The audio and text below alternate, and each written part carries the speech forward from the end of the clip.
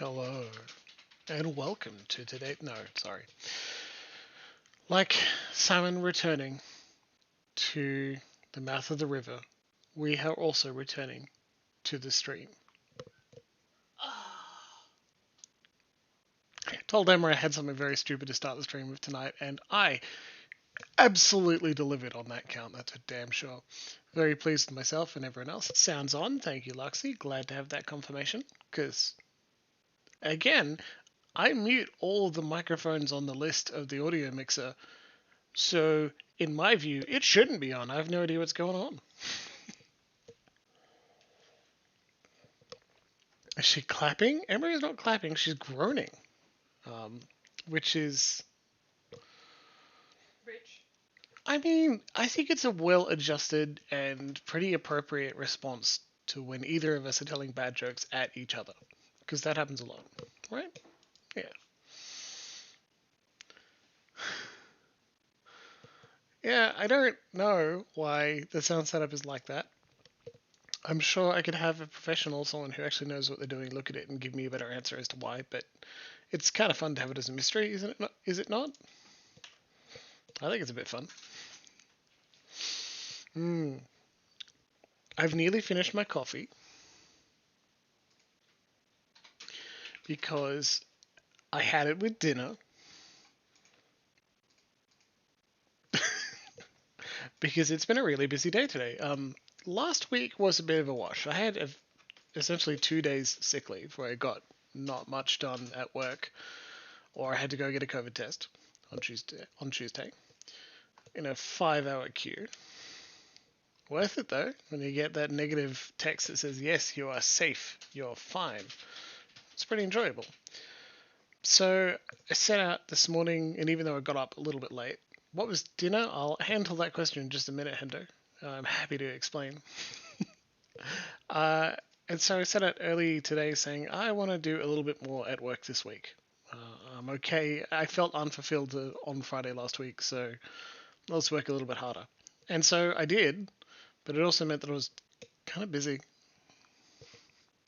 I don't like working hard. I did it for like 4 months or so in a position, and it nearly killed me, so I don't do it anymore.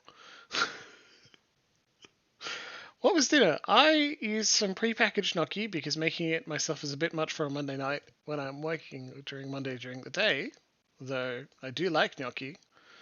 All you need is potatoes and flour and some salt, and you can turn potatoes into a miracle.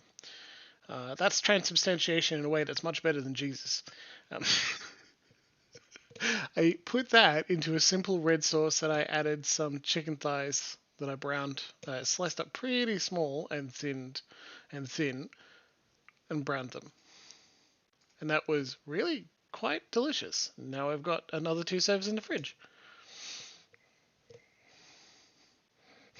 Father, the Son, and the Holy Gnocchi.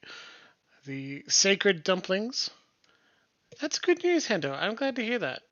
Less pressure at work is something I feel like half of the population could kind of enjoy. I think I have red sauce on my chin. Whoops. I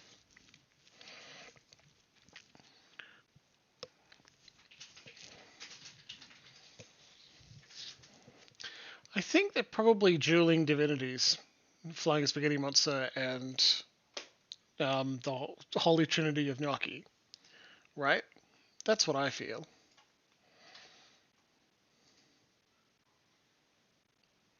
No, it's not sauce, it's just a weird shadow. Cool. Hooray for cameras on phones. Probably don't want to get too specific about it on the internet, but reaching for less responsibility and less pressure at work is probably something half of people could reach for and quite satisfactorily live with. Employers get too much free work out of us. Way too much free work. And then make us feel bad if we're not giving it as well. Sometimes through gentle social measures like, oh yeah, I understand you're stressed. That's rough. I hope you have a good day and we'll see you when you get better. Okay, tomorrow, right? Like, tomorrow maybe. The problem's systemic, man. It's not going to be removed because I'm going home early one day. And if I take leave due to stress and the work remains in my basket, when you return to work, it's just going to be there anyway. Maker's like, refuse to work a second off the clock. Yeah, good idea. Like, you can refuse to work a second off the clock. People, the common response is, yeah, but they will just fire you and replace you with someone who can do that. And I'm like, cool, that's what collective action is for. I'm not telling one person to refuse to do extra work ever. And then all the consequences be on that poor person. I'm saying, I think it's a good idea. Everyone should do it at once. And we can do it in small ways by gently pushing back and saying, okay, well, I'll do it this time, but the next time you ask, I'm going to remind you of this conversation, right? A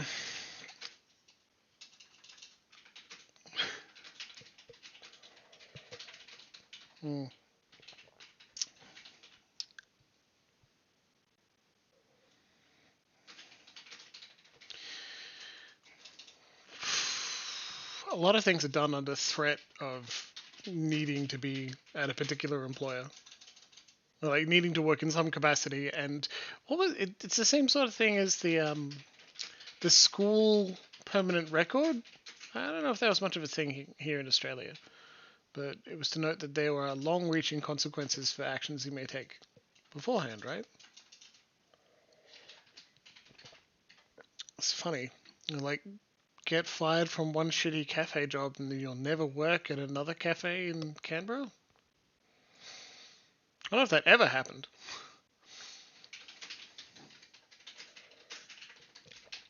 And it takes a lot of practice, like a significant amount of practice to get right.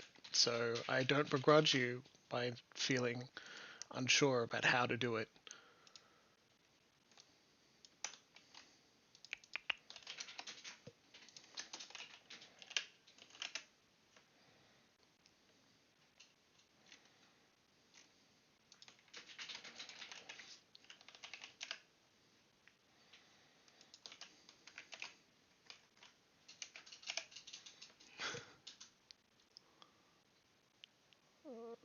Okay, yeah. Not too bad.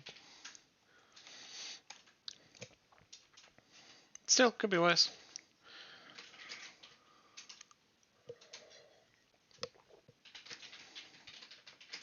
I'm afraid I have very little advice maker, and coming from me, it would be not as helpful as it could be. That's all. Welcome to the follow, Judge Judy Slayer. I'd done a quick search, and I don't think you're a hate bot, so welcome aboard. And on that note, let's get started, hey? I'm going to click the continue button, and we'll load our previous save. Okay, the coffee's starting to take effect, and we are, if not totally happy, but got a bit more enthusiasm in flowing through my veins in the form of the most fun legal drug. And now we're down to water again. I think it was Thursday last week, or one of the days, I spilt this gigantic water bottle down the side of my computer and off the side of the desk, and was quite distraught for a while until I was very gently calmed down. But that wasn't much fun at all. And I think that's the downside of having such a huge water bottle. But it is more stable than a smaller glass that would be much more easily knocked over to the side and splash everywhere. Maybe even shatter dramatically. Oh yeah. Last job before moving back to Melbourne, they gave you crap. Colleagues, not bosses, for leaving on time. Oh, I don't like that. Always got to leave on time. So,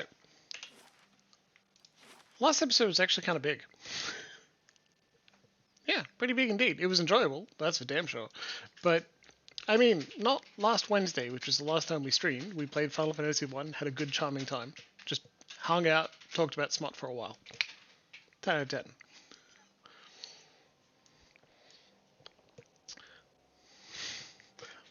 Last Pillars of Eternity, we essentially finished Act 2 by doing the whole Animancy hearing, and then and just took a brief stop back at home and then investigated Pearlwood Bluff and the downside of Stormwall Gorge to get to Elmshire. Like, that's a short summary, but in the end, that's all we did. Of course. One of the more interesting and dangerous parts about it, we spent a bit of time replaying some game because when we got to Elmshire, the game offered us a question. It said, hey, you're relatively high level. Do you want to turn up the difficulty? And we said, no, we're fine. Don't worry about it. Don't turn up the difficulty. We'll be okay. We did also nearly die in the next fight. And, well, we did die in the next fight. And then walked into the Ogre Cave and then died again. So I guess it's a really good thing we didn't turn up the difficulty. Otherwise we would have died even harder.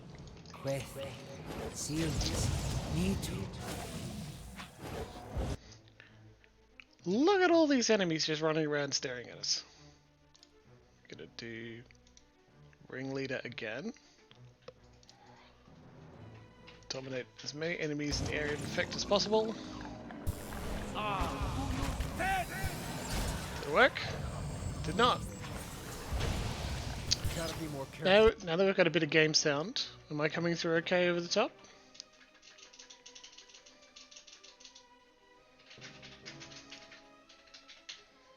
It's in the middle of things. Sound good? Thank you, Luxie. It's just... It's... Oh, there goes the hit mark. We got hit for 57 and took a massive blow. I want to get one of your heals off.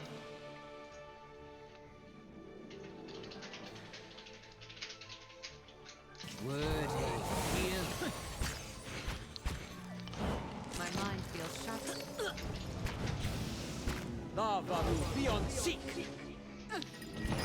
We are doing okay. There are a lot of enemies, but we will take them down.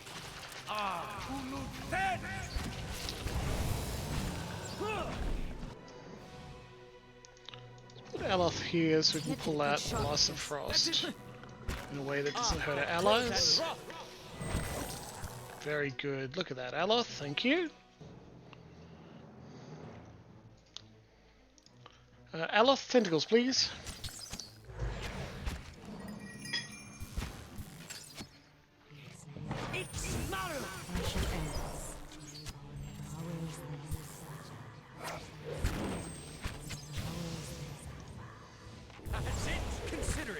Yeah, we got it. Whew. Tough one, but we got it. Die!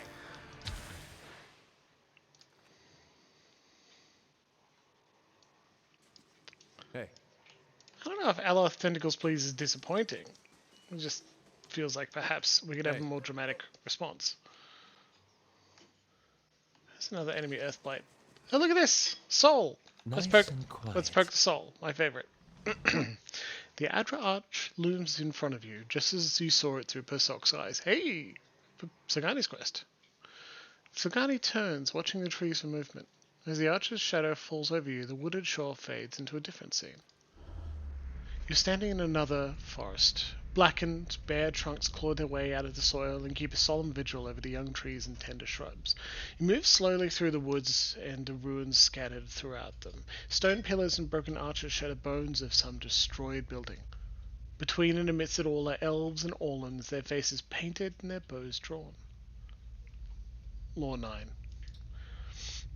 The stunted, charred trunks look like the aftermath of the War of Black Trees. Battles were fought all over the Deerwood near Glenfirth, and many of the deadliest fronts were developed along the borders behind major Glenfarthine settlements.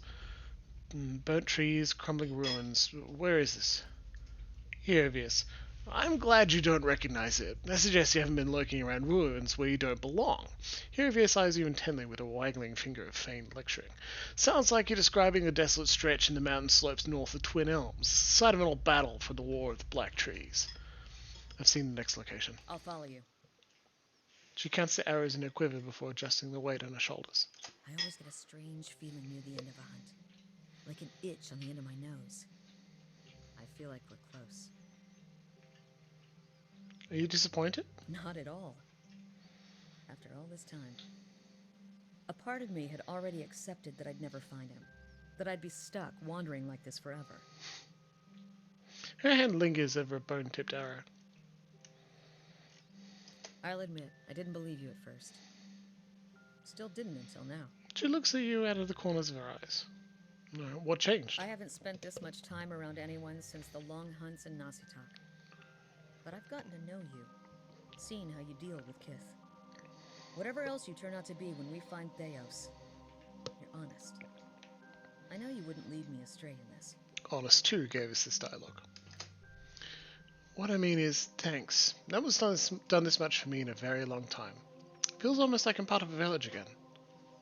What will you do when, after all this is over? Good question. She runs a hand over the smooth, chiseled surface of the arch. It's been hard to see purpose behind the last 5 years, but lately I've started to realize just how much Persok's shaped our village. How his efforts and sacrifices added up, made us stronger. Bringing his blessing back to Masuk will strengthen us and draw us even closer together, and I'm proud to know that I'll be the one returning with it. She thumps the outer wall with the heel of her hand, but I'm getting ahead of myself. First, we've got to find Persok, as well as the quarry, Slam Shadows. She'll give me time to figure out what I'll say to him. What do you think you'll tell Persok? I guess that depends on who he is now.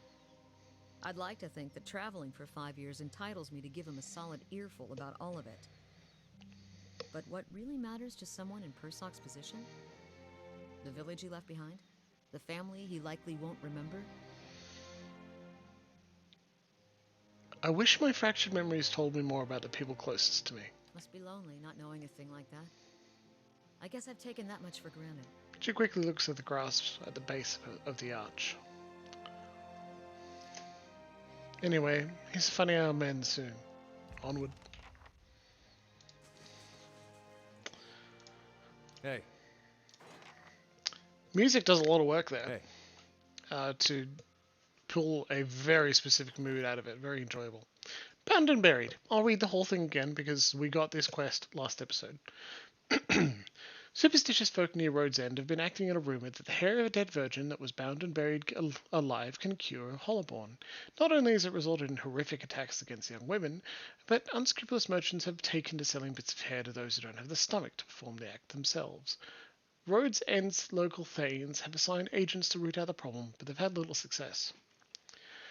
Though Pallegina was unable to find a source of the rumours plaguing Road's End and the surrounding earldom of Hellsgate, the local authorities assisted in breaking up mobs, punishing would-be murderers, and preventing more young women from being buried alive. A particularly large and violent mob at Kell Hill Cemetery required Pallegina to rally the local soldiers and put down the primary troublemakers. On the body of the biggest belligerent, Pallegina found an odd magical rope that he intended to use on a local young woman. A wizard advisor of the Earl of Hellsgate suspected the rope had been created by the same person responsible for spreading the rumours and inciting the attacks in the first place. Binding rope. Binding of constitution. Binding. Characters hitting self. Stuck for 3 seconds. A scroll instrument was created by a resident of Hellsgate who was pursuing a rumour that a promised cure for the Hollowborn crisis. Kinda gross. Glad we put that down. That's the benefit of having power in some way. Of course. They reached out. The people who gave the quest reached out to someone who could potentially help with a problem they were having. We, as adventurers and the local lord, said, yes, we can solve a problem for you. God, if only it were that easy, right? It's weird that sometimes it's harder. Why is it hard to get assistance when you really need it? Queth, seal, The Faru beyond seek. how may I help? Hey, Rebooting, good to see you tonight.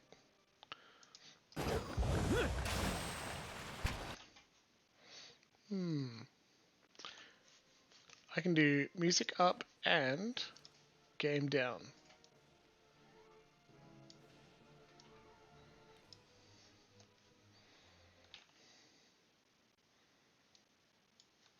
There you go. That should help. My mind feels sharp as steel. I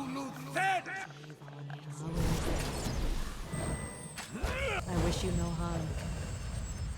Can't get a good shot with this.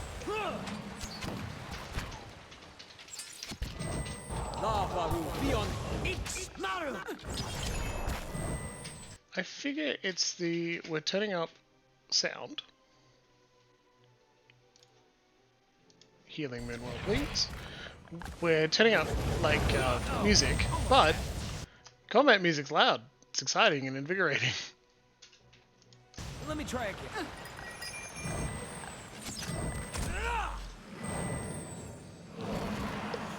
Yeah, I like that this one has, you know, voices as a separate option. That's pretty important to me. More the combat sounds. Yeah, okay, well I can do that. Then 10 points to reboot it. Hey. Yeah? Sadly, you did miss something that you would enjoy, though I imagine you've seen it before. We just got another step in Zagati's quest. Hey.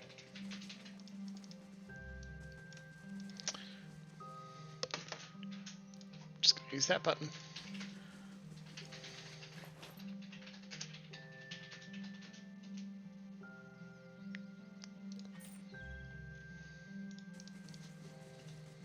Quickly and quietly.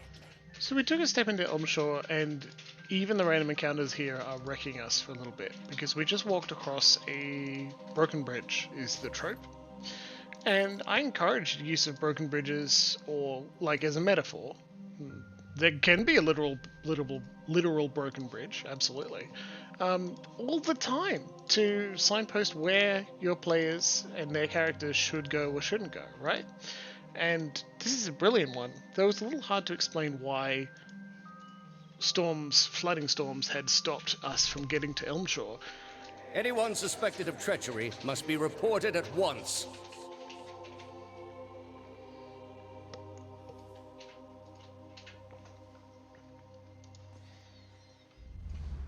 Good, you have come. You have heard of the recent defections from our order caused by this apostate in Kratum. A pale image of Theos beckons you with a curl of translucent fingers. An answer floats to the surface of your consciousness, remembered from ages ago. Yes, I have. This is a dangerous woman whose lies spread like plague. She inspires chaos, sows conflict.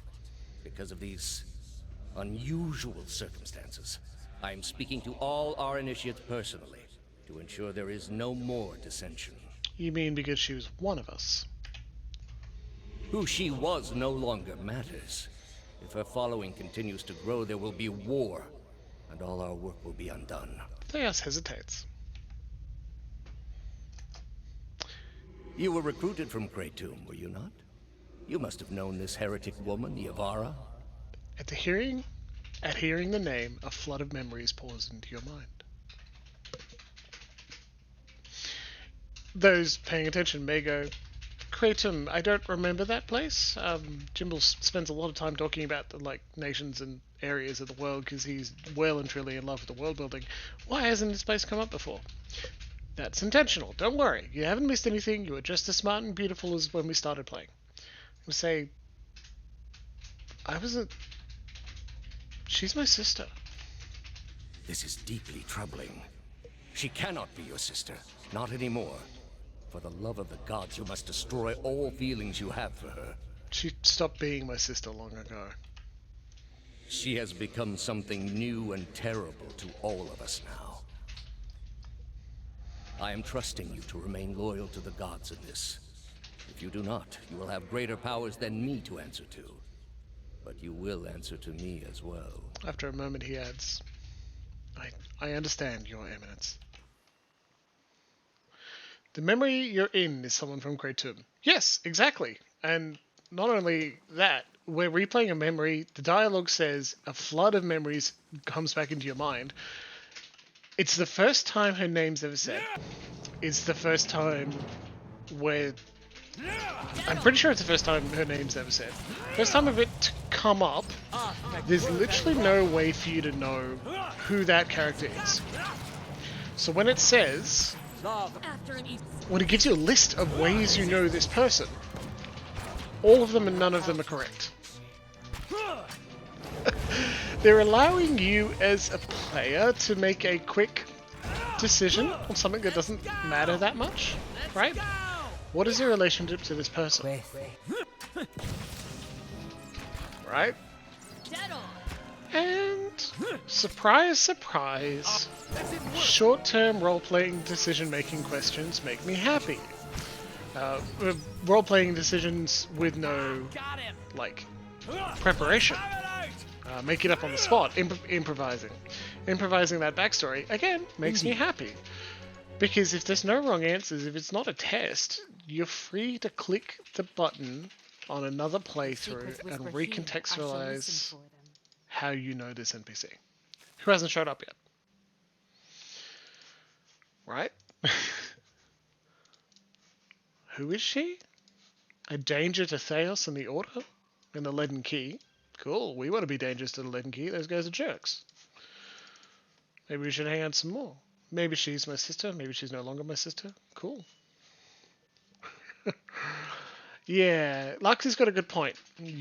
Anxiety flail, trying to work out with it, make different plot things happen. So yeah, is this choice a choice? Does it have consequences attached to it? Is there a reason for this? Yeah, that's true, right? Shit, that could be stressful as hell. And if you signpost it by saying, BT dubs does not matter what you choose, then it wouldn't feel as good clicking the question, would it? So, weirdly enough, I swing back and forth, quiet. I swing back and forth on the question of whether I'd like that to mean something. Whether I'd like them to say, okay, well, she was your sister? Okay, well, here's how it affects the game. Here's what changed. Alright then. Play through again to see what happens if you say she was my lover. Or whether you lie to Theos and he spots you immediately. Because of course he would. Remember, he sees into people's minds. Location discovered, Adra pillars, and there's nothing here. Nothing we can do here. Yet. You know, I go back and forth, because one, oh man, would that be cool? How cool would that be? Earlier video games would have, like, you choose it, and then she'd mention it again, and that's it. That's all you get, okay? And you'd be like, oh my god. Of course you'd be like, oh my god, that's fucking cool. It's a lot of rain blights. Got some spells. We're gonna have to rest soon because we're running out of spells. This one repels my touch. Let's go! Yes? Aloth's petrified? Sounds good to me. Hey. Leave it to me! My mind feels sharp as steel. Can't get a good shot at this.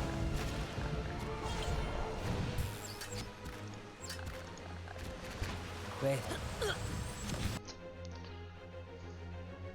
Seems like the stun ruins AI for a second. How may I help? Shed no good. Die! There we go.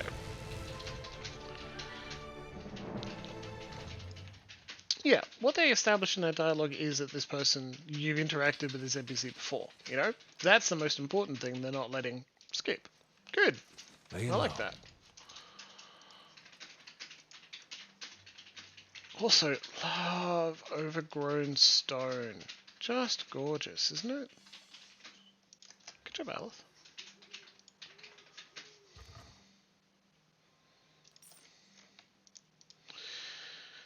Yeah.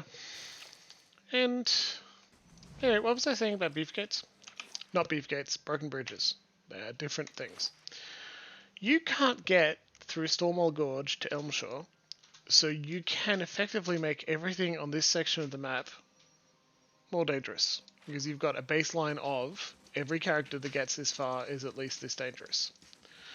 Whereas, much like we went to Deerford Village as soon as we were allowed to As soon as we got to Black Meadow, we're like, cool, we're gonna... No, as soon as we got Caed Nua, we're like, cool, we're gonna ignore everything here and go immediately to Deerford Village to pick up Grieving Mother.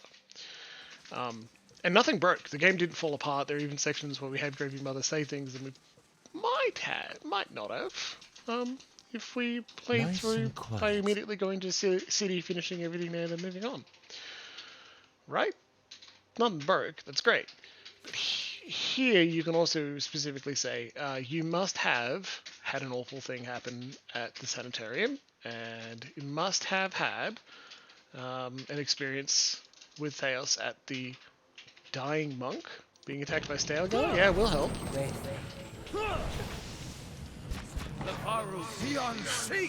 The game definitely signposts you should not go to Crag Hot Buds. Yeah, exactly. But it's still open, right?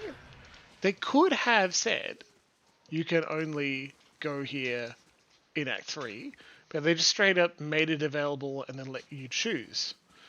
It's so cold.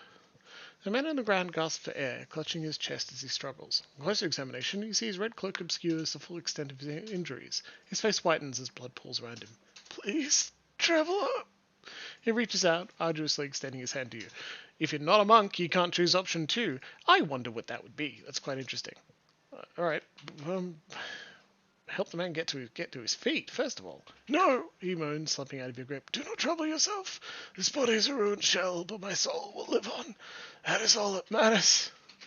What happened? Forgetful, so careless, he mutters, blood seeping from his lips. Cuts on my knuckles from morning's practice.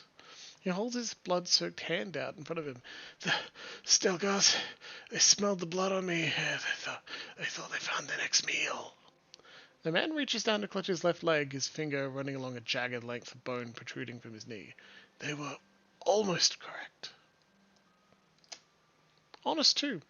The man lets out a long sigh and smiles at you with a slow, knowing nod. You are known to us, Watcher. And we know you have treated others honestly, fairly. His face becomes pale and lapses into a wide smile. And I have need of someone trustworthy to finish my mission. Straight up kill him, that's kind of mean.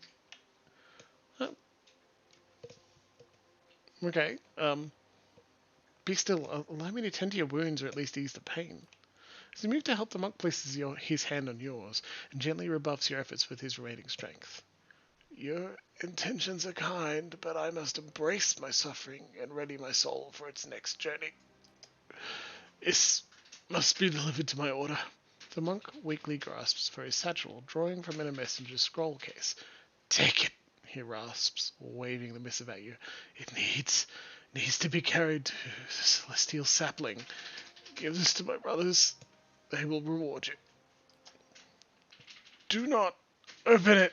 His voice cries out. He cries out, his voice cracking. The contents, my brothers only.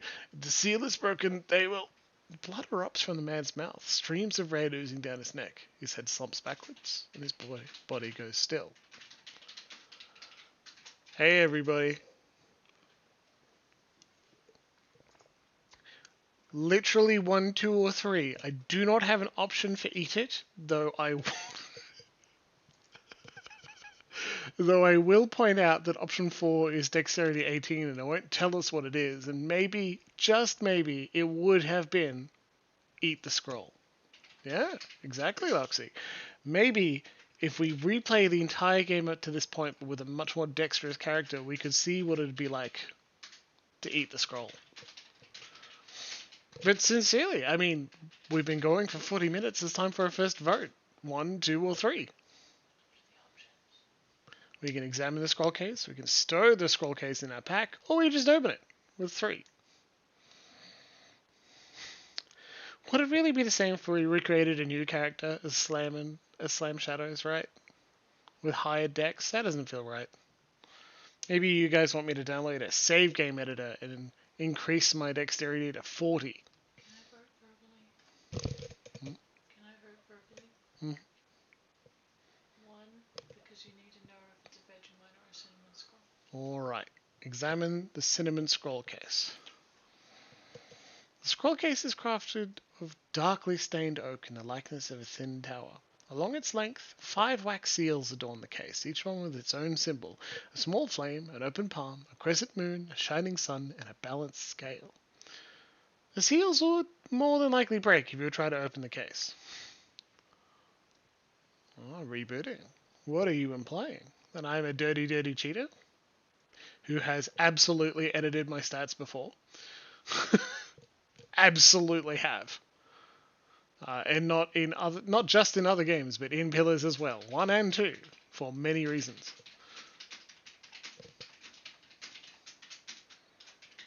Yeah, exactly. They're video games.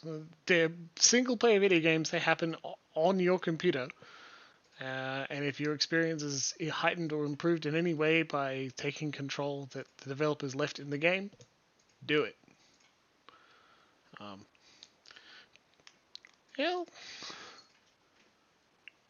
Yeah, I like carrying things. Inventory management's kind of boring. Well, we've got 2 votes for 1 essentially, so I'm going to go stow the scroll in case in our pack. You place the scroll case in your pack and venture out onward. Jeez. Alright. We'll also take his 20 copper pieces. Thanks, bro.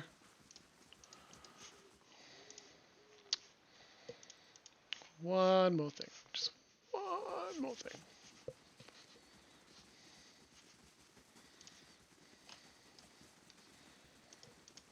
We're going to give his 20 copper pieces to his order as well? Oh. My thoughts will be as silent as my feet. That's lovely. Very pretty. Doesn't seem to be doing much, though.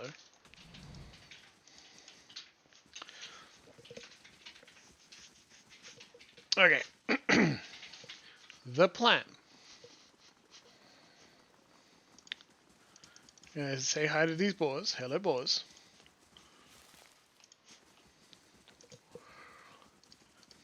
These are very cute. I do love them. I am concerned about the 26 to 46 more that could be around, though.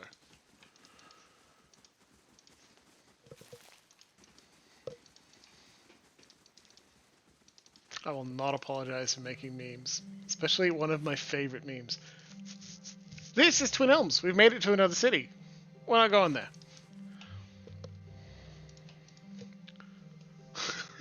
I'm glad you guys did understand that reference. 30 to 50 feral hogs is, again, one of my favorite memes. It really exemplified the internet coming together as a community to marvel in wonder at a statement at the same time. I don't like anyone who's like, this guy is strictly wrong. We should make fun of him for his problems. That's mean, right? No one likes that. But I do really appreciate that shared sense of community. That was a weird sound that came out of my mouth, I'm sorry. That shared sense of community that we all had when we were like, I am baffled, absolutely baffled by how this all turned out. It was a experience that not many people had at all. We didn't understand it. And so we were all hit by the same absurdity, and we were all if you're on Twitter at in that moment, you're reacting to the absurdity with one another as a group, having a weird time. Your Stelgar form? Or do you prefer traditional weapons? Indeed. Well, my favorite trick is to pretend I'm just a dead Orlin until something gets really close. Then I shift. A clever tactic. I'll say, I once killed a moose by giving it a heart attack. Did you? While we're back in Difford, we're actually going to just take a nap for the stat bonuses before we go back and try and beat up some ogres. We do what we can. It's those ogres beat the crap out of us last time. Hail, traveler. Head no, you missed 30 to 50 feral hogs? It was a very Twitter thing, so that makes sense. But... Hello. 2 might, 2 constitution, 2 intellect. That's pretty good. Certainly better than 1 might, 2 con and damage against beasts because they're not attacking beasts. That one's better because you get it for 2 rests instead of 1. How do you do? We're also at it. Running low on camping supplies, so let's trade for them.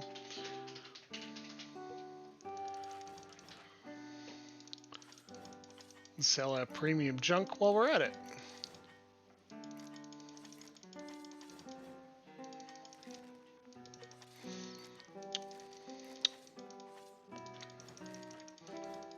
There are 3 pages of junk in our trunk.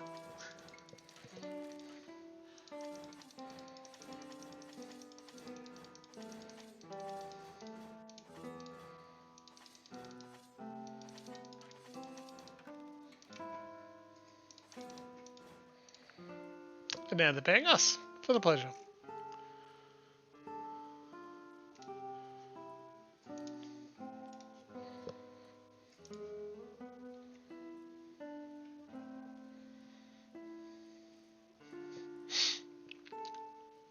I'm going to sell all the junk in our trunk and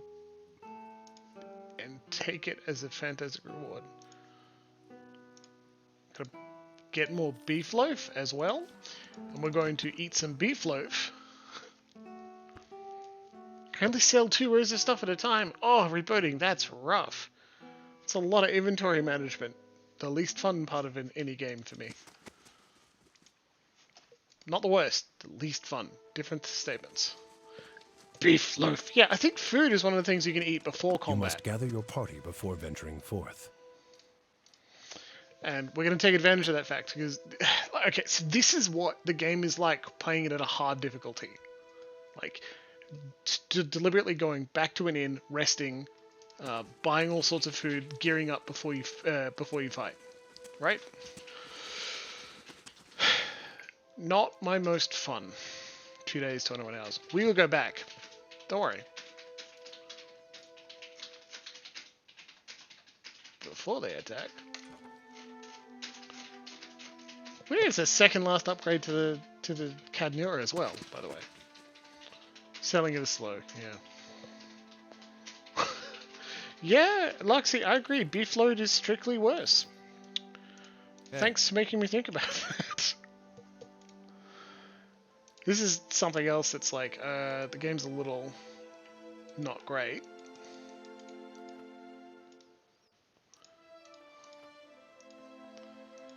So I don't want to move all 6. And this is simply the fastest way to select them and move 1 at a time.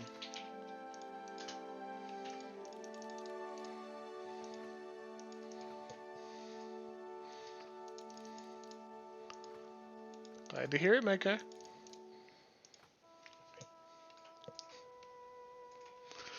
Beef loaf load. That looks like, that to me sounds like a meatloaf with cheese in the center. Which I could make. I'm a cook. I can do cool things.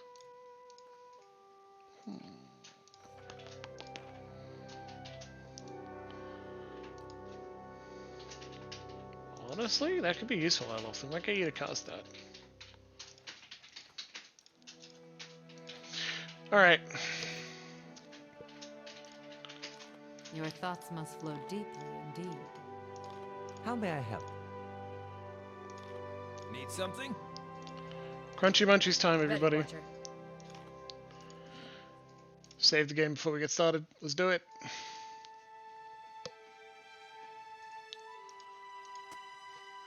Ogre time, right?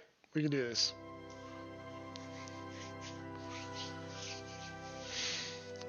I'm a very optimistic person in general. Alright, Of then. course I'm going to lean towards a delicious outcome. Quefe. Seal. We got the ogres and the bears. Get that cast off Haloth. We're starting with that. Ogre matrons heals. Let's deal with them. It's a very small area.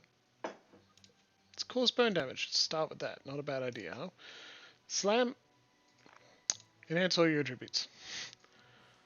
Grieving Mother. Raw damage and interrupt. Cast on the bear. I'm sorry, bear. It's just how it's gonna go. Die!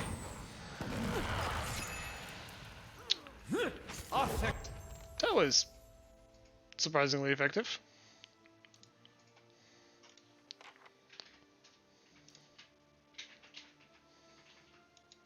Where the rock? I wish you no harm. Let's go!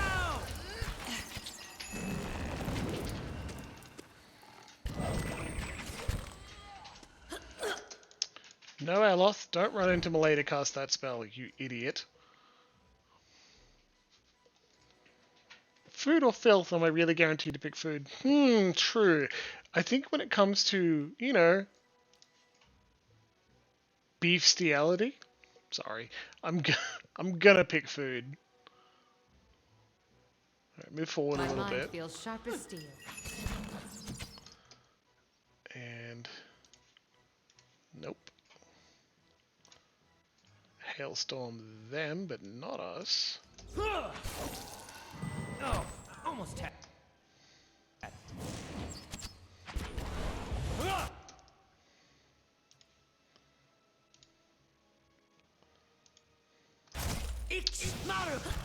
Poor grieving mother is knocked down again. Let's get some heals out on our frontliners. Huh? Moe. Quefe. Let's go! Hey, Mark. AI's a little weird at times, that's for sure. Lavar. That's me you're hitting. Yeah, he's taking pierce damage because he walked directly through the wall of thorns. Very silly of him. I'm blinder than a horse. Ulu said. Here we are. Can't get a geek's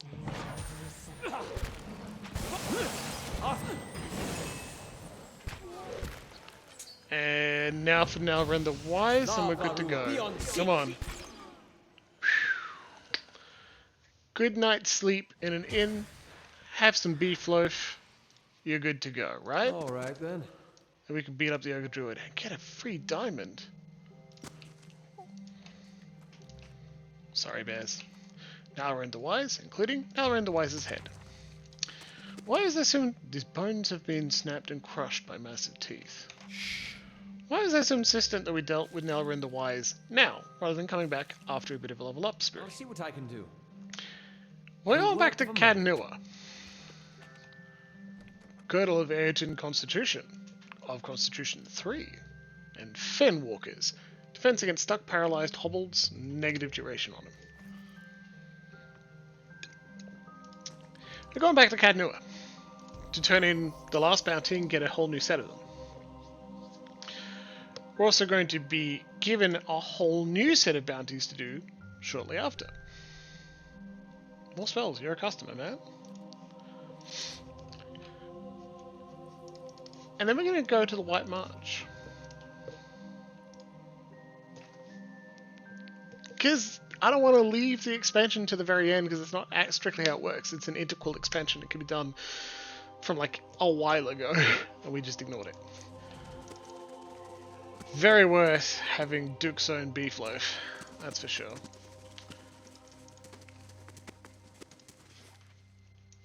Because it's been a while since we picked up new companions, and we can get new companions in White March, so we are definitely going to the White March soon. But first, let's go home. Glad to hear it rebooting. That's a good thing in my book. Playing a little more PoE. It is nice having everyone in chat. I do miss it if it's... The stones and the spirits in this place have begun to heal. Turn to Caed Nua, speak to the mob in front of your great hall at Caed Nua. Because it's like a miss occasionally not running into people and playing a game live with everyone. Which is... I hope everyone in the VOD also has a good time playing through with us. Maybe having us all in the background while we play through something. Hey, villagers! Farmer. I wouldn't pay, so they set my crops on fire. When my boy tried to stop him, they knocked him over the head. He's alive, but he can't think straight no more. Your boy got lucky. My guards, good men both, got put to the sword after they surrendered. I paid those thugs what they wanted, but they still took everything I had. There he is! A woman points at you, and all eyes in the crowd turn their hostile gazes on you. Can I help you people with someone? We don't need help, we just want you to leave us alone. We want justice. Go on. You sent your men to my farm to collect a crop tax, saying we was overdue. For me, it was a road toll. I've been travelling up and down this way for years, and it's the first I've heard of such a thing. Other people in the crowd chime in with similar stories. If this happens again, it's not on my orders. You heard it directly from me. So we believe you. What's about what we lost? What about my crops? And my goods? And the families of my guards? Mako, You also got followed by a new person you're welcome to start a stream? Okay. We'll keep an eye on him. I've got Twitch open to only allow followers to comment. I can turn it on. It's also a new account, which means like 17 minutes old. Remember, Maker, you're also interacting with me on Twitter. So it's entirely possible, like, oh no, I like Jimbles. I like Maker because she comments cool things with Maker. So maybe it's the same. You know, we'll keep an eye out, but I don't want to let paranoia take over. I encourage the striking action and the solidarity action that's being performed this Wednesday, so we won't have a Final Fantasy stream this week. And I appreciate Deadman who is letting people... Yeah. That's odd. I don't want to lean into paranoia, that's all. But perhaps it's warranted. 48 hours of stream silence. Yeah. Well, the strike starting in US hours, but in the end, I think it's part of sending a message as well. If I find someone that is like hosting an explanation as to why, I'll just host them. And that one can also help, but I'm not sure. Yeah. Anyway, I would like to call for a vote because we have 7 options and we should choose which one. 1, give them 1,000 copper pieces, share this amongst yourselves. 2, give them 500 copper pieces, here for all of you. 3, give them 100 copper pieces, take this. 4, leave before I hang a lot of you from Caed Nua's walls. 5, I'll make these men face justice, you can count on it. And 6, I don't care about your idiot son or your trade goods, get out of my keep. And 7, walk away.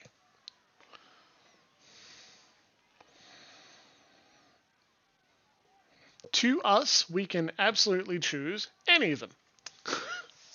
We have enough money. We're not running out of money. The big money sink of being able to improve Caed Nua is now nearly done. And we haven't even sold all of the junk in our trunk. Less than 1%.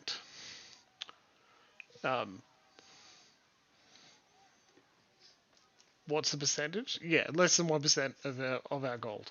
I'm pretty sure we have 100,000, so we can give 1,000 easily. Which option lets you be broke, bro? You get a money, and you get a money, and you get a money. Hello, Golden King. Surprising of you to turn up to immediately tell people that we hang people from walls. Again, here's a game. It does not reflect our choices. I saw Hazel Monthornton is currently being harassed by people saying if you side with Templars and Dragon Age Inquisition, you want to hurt, you deliberately hate neurotypical people. I'm like, it is a game.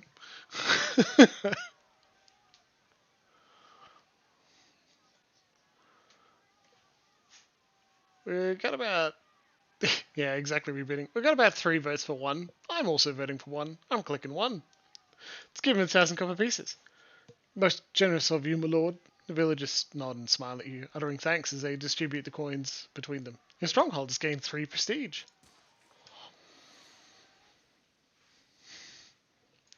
Marshal Forwin. Ah, angry mobs. The inevitable thorn in every ruler's side, eh, Slam Shadows? What? They're good people. Can't blame them for reacting that way. Like, it would be hilarious to to choose 3, right? To just gain some cruel. Yeah. They're good people. Can't blame them for acting that way. Oh, now that they're out of the way, I'll just say I was merciful this time. Your subjects are fortunate to have a leader that understands the compassionate side of nobility. But for now, they will have to wait. I have news about Lord Gathbin. Let's discuss it in the Great Hall away from Curious ears. One of the things we've decided... I have news about the giant jerk.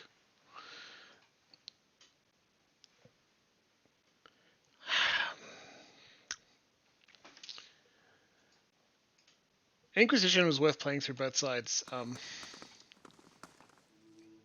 Solmar, the Shackler. At last! I'm glad you're here, my lord. My name is Solmar. I have a matter of some importance to discuss if you have the time. Very well, let's hear it.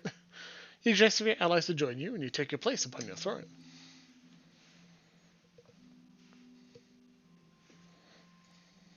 And the little piggy is running over to us. I'll cut to the meat of it. I have a dozen Orlan slaves in port at the Gira. Good, healthy stock that will fetch me a fine price of Ixmital if I can get a ship up the coast. I'm going to kill you. That's the tricky part. I haven't the coin to stock a ship for the whole journey. Not without docking at Deerwood port along the way and running the risk of having my goods seized. Really, these Deerwood laws are completely impractical for any honest merchant travelling outside of Defiance Bay. You are a slaver. You are not an honest merchant. I'm going to kill you.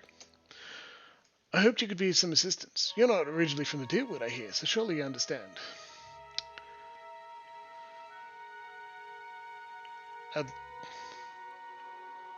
I'd like a moment to discuss this with my people.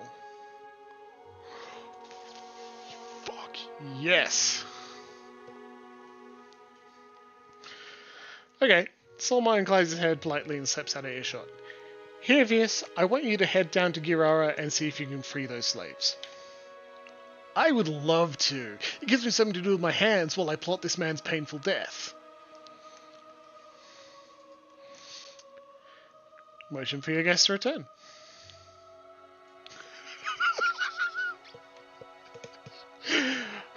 Chat, I'm not asking you to vote, but I will read it out loud for everyone in the VODs. Have you come to a decision? 1. Lie.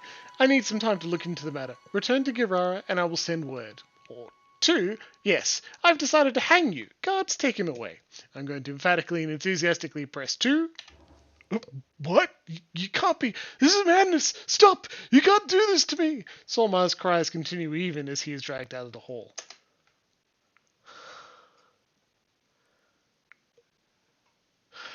Yeah, cool. Love it. Alright. That's great.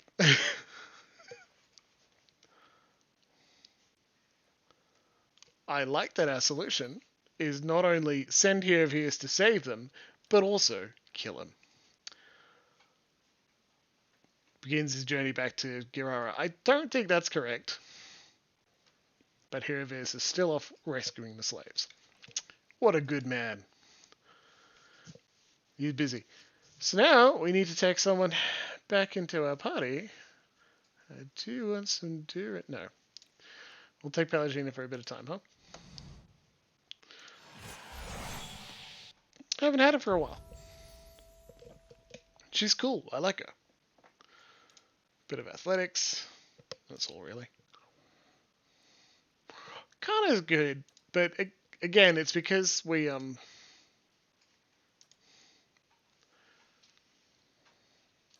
because Slam Shadows is also a Swiss victory, Flames of Devotion, extra attack speed for allies. There we go. It's that Slam Shadows is also a chanter, you know? That's all. It sucks that that's what we chose.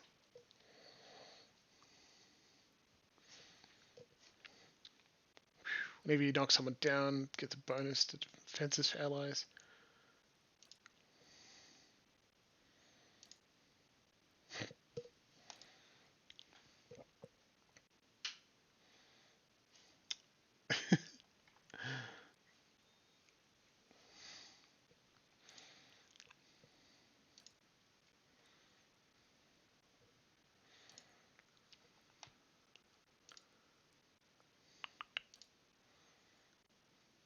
Surviving.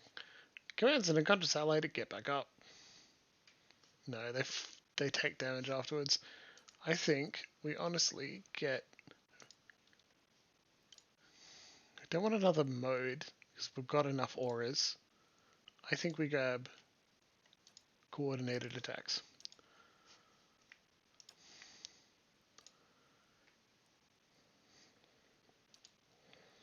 And the friendly aura of extra accuracy on all hits. And the land hands. Deal extra healing. Love it. I mean, if we created a new Slam Shadows who was not a chanter, but has very high dexterity, it could be a rogue. We don't have a rogue yet. Marshal. Lord Slam Shadows. I've received word that Lord Gathman is amassing an army of mercenaries near Yenwood Field. It appears a peaceful claim to Caed Nua is no longer possible. The Earl has sent me to aid you in forming your own force to counter the threat. I'm here in an advisory role only, of course. The Earl won't officially take sides in this dispute. I have a fortress of strong walls. Why not let Gathman's army come to me? Lord Gathman isn't fool enough to risk tearing down Caed Nua just to kill you, and if you shield yourself behind these walls, he'll have free rein to torment your subjects in the countryside. Earl Badamar will see you in action against Lord Gathman as a sign that you're unwilling to perform your duties as Lord of Caed Nua. Losing his support will have dire consequences. Taking to fight Lord Gathman is your only option. If there's anything else you wish to know, please ask. And how much time do I have? Enough. It's rumoured Lord Gathman will suffer a series of unfortunate, completely unforeseeable setbacks before his army is complete. He grins and winks. Still, but not very long. Why won't the Earl officially legitimize my claim? It is a delicate situation. Legally, Lord Gathman's claim is just, and he knows it. Stripping the land and title from a noble family is quite dangerous, perhaps more so than killing the man outright. With Gathman dead, the Earl only need worry about blood vengeance from family members that actually cared for Lord Gathman. Those, if Court Gotham is to be believed, are few and far between. Losing a family claim to the land and title, though, such disputes incite hatred from the entire clan and their political allies, not to mention the unease it causes amongst the other nobles. Wars are started for less. No. If Gathman is to be denied, it will be you who must prove your legitimacy to the Earl and all others who would dispute your claims. This is what it means to be a noble in the Deerwood. Alright, let's talk about my army. Where am I getting my troops?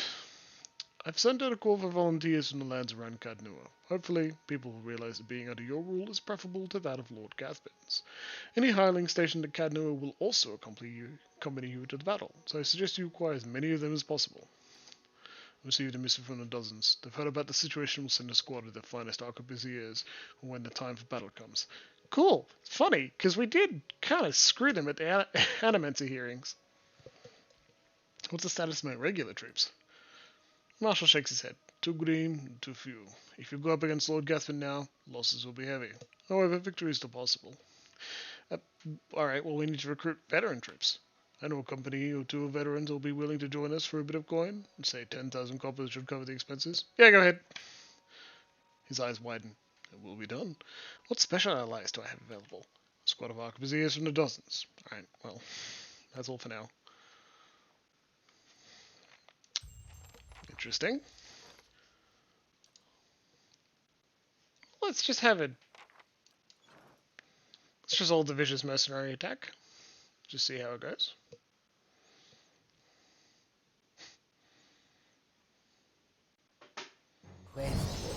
La Baru, be on seat!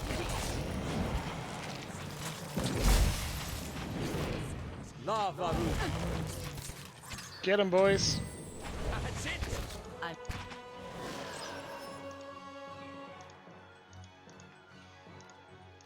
It's been so long, she didn't even have AI. This thing isn't doing the job. Let's go! Quit. That's it! Wailing on a paladin in the middle there. Oof. Easy.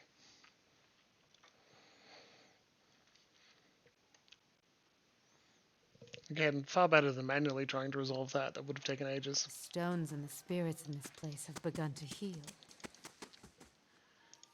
Yes, Grieving Mother. The stones are beginning to heal.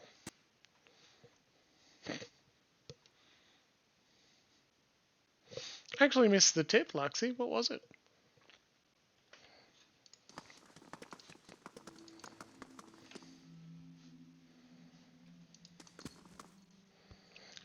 It is time, Marshal. Assemble the army and march to Yenwood Field. Excellent. Morale is high and the troops are eager to follow you into glory. You certainly wish to march? Yeah, I'm sure. Give the order. The one said about how to set AI. Oh, embarrassed. Okay.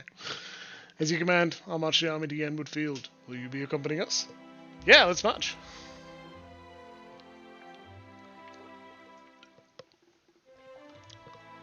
Let's fuck them up.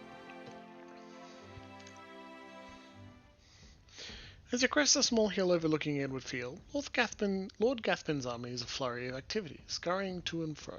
Even from this distance, you can hear the drums of war beating their steady cadence designed to intimidate their foes while organizing the rank and file into battle formations. Marshal Forward approaches. You've arrived just in time. Lord Gathbin's forces are beginning to move. An attack is imminent. Okay, let's inspect our forces. Local militia constitutes the majority of the army, but veteran soldiers have organized the ranks and walk amongst the young, unseasoned warriors, offering advice or the occasional joke. They cheer, striking sword to shield as you pass, in thunderous approval of their lord. Some marksmen from the dozens make final preparations for the upcoming battle. They collectively sing a bawdy tavern song as they meticulously clean the arquebuses nearly as tall as a man. Any idea what Gathbin is planning? Marshal Forward strokes his chin. His ultimate objective is to face you in battle and to be seen defeating you, and that is full enough to challenge you to single combat, of course. Alright, sound the horn, Marshal Forward. It's time to finish this. Marshal Forward begins barking orders and your troops quickly form up. Gathbin's army follows suit as Aedirian war drums echo across the field. Within a few moments, the Marshal raises a brass horn in the visage of a mighty boar to his lips. He looks at you expectantly. Hey chat, we've got 5 options. Time to vote. 1. For Caed Nua. 2. Send these Aedirian dogs to Bereth. 3. Tonight the ravens will feast on the enemies while we drink, fuck, and revel in glorious victory. 4. Raise your weapon above your heads and scream at the top of your lungs. And 5. Nod, stoic. 3 to me very much sounds like a Slam Shadows thing to say. You're gonna have to pick your favorite, everybody.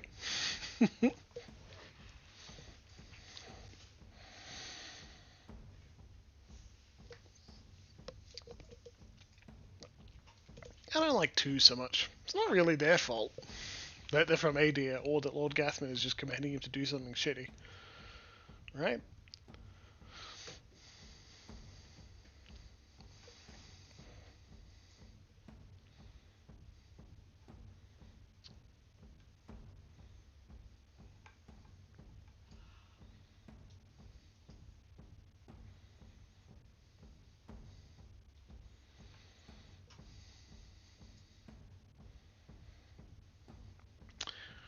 I see 3 votes for 3. I'm gonna go with 3. Let's go.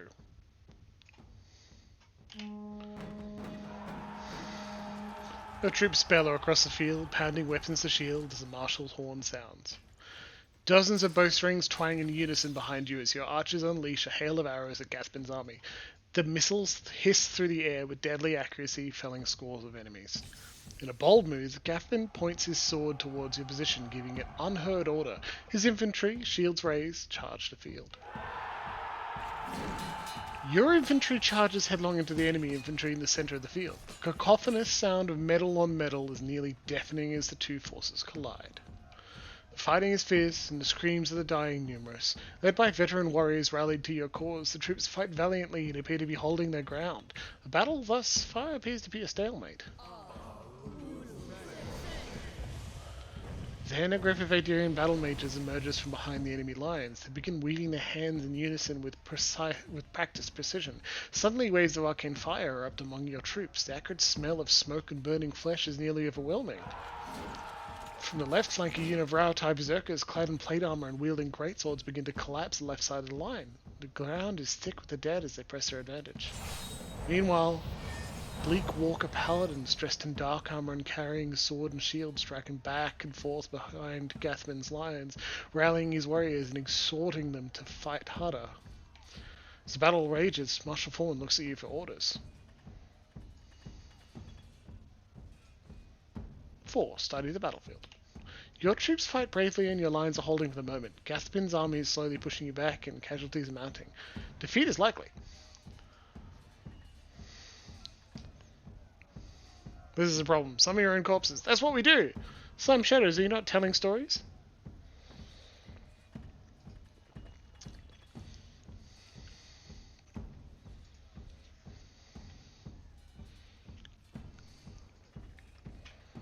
I agree.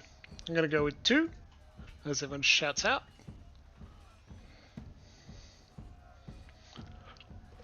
We need to deal with those battle mages.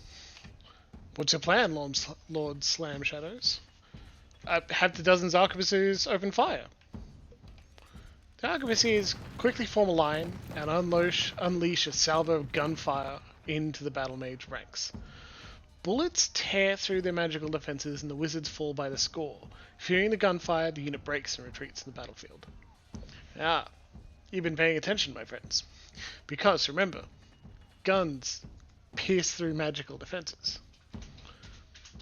As the battle rages, Marshal Fallen looks at you for orders. Study the battlefield. Your troops fight bravely and your lines are holding for the moment. Gathman's army is slowly pushing you back and casualties are mounting. Defeat is still likely. Alright, take out the berserkers. Marshal Fallen shakes his head. We have no allies available to throw against them. Our only hope is to break through Gathman's line and kill him. Alright, everyone on me, charge!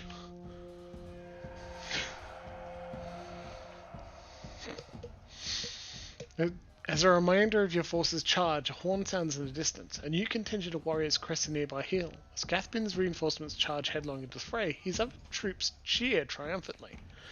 New arrivals quickly join up with Gathman's army. You make the form of Captain Emery, leading the charge in her dark armor. She kills one of your troops with a well-aimed pistol shot before running another through with a gleaming rapier. She kills foe after foe, and at one point, with the dead piled around her, she seems to face you across the battlefield and shrug. As the battle rages, your forces fight valiantly, pressing ever forward. Casualties on both sides are high, and victory remains elusive for either side. Slam Shadows! Lord Gathman strides through the carnage, his elite guard accompanying him. We both knew it would come to this. Come now, it's time to put you down like the dog you are. Point at Gathman and make a throat slicing gesture. Nah, I don't like that. Let's just point our weapon at Gathman. Quick. Look at that.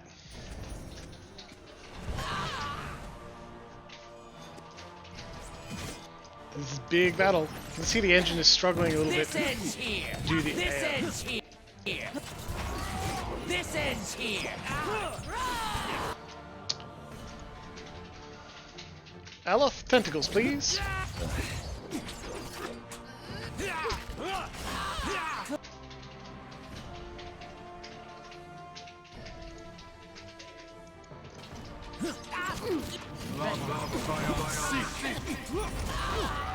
Lavaru, be on seek.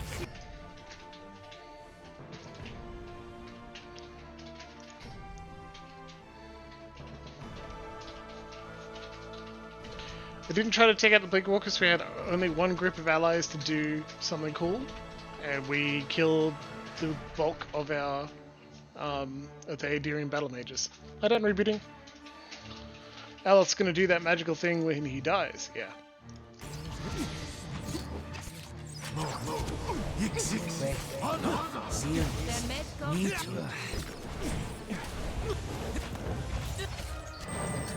Lava.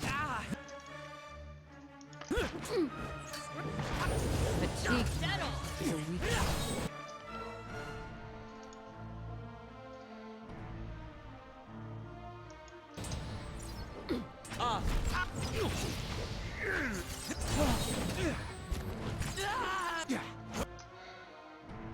Just throwing out as many abilities as we can. It looks like Lord Gathbin, he's very low on health. Do you only ever have one group of allies? No, I think you can get more. But I don't remember the steps to achieving that, I'm afraid.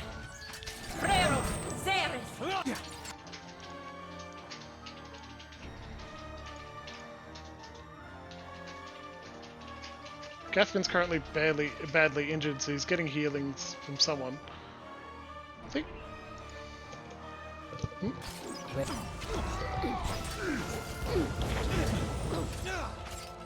This thing isn't doing the... Do another banding missiles and see if we can take down some people.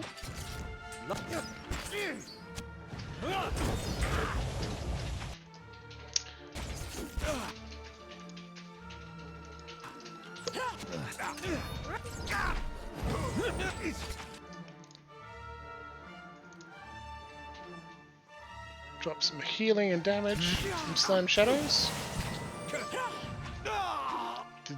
How else is he trying to die? He just loves running up directly into melee combat. It's his favorite thing.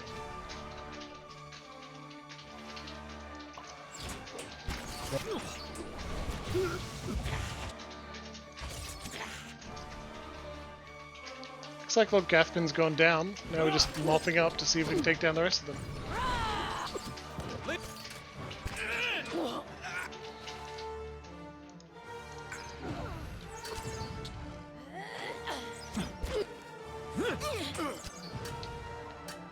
Get a little paladin attack on Captain Emery.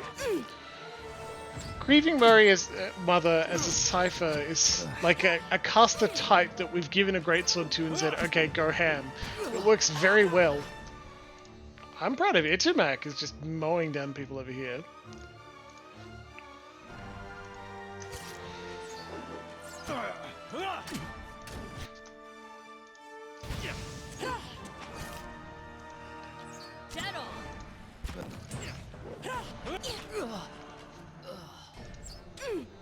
I think we're gonna be okay.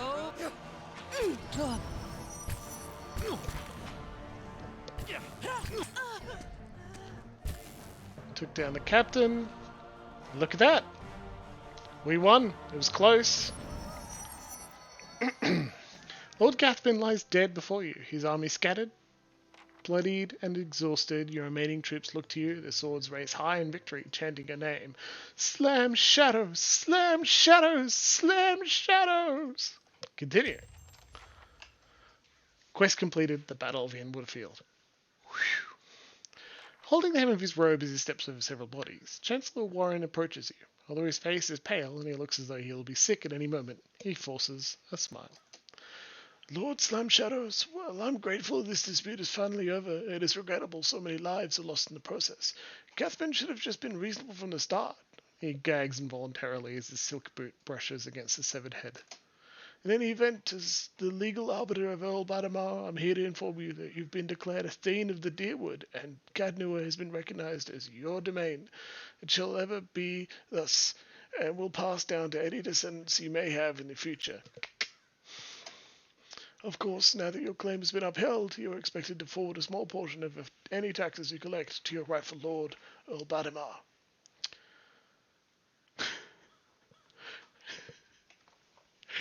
Hey chat, choose between 1, 2, 3, or 4. 1. Sounds reasonable. 2. Tell Earl Badamar that I'm grateful for his assistance. I'll make sure his taxes are collected with regularity. 3. Nod. And 4, I've done all the work and I'll keep all the taxes.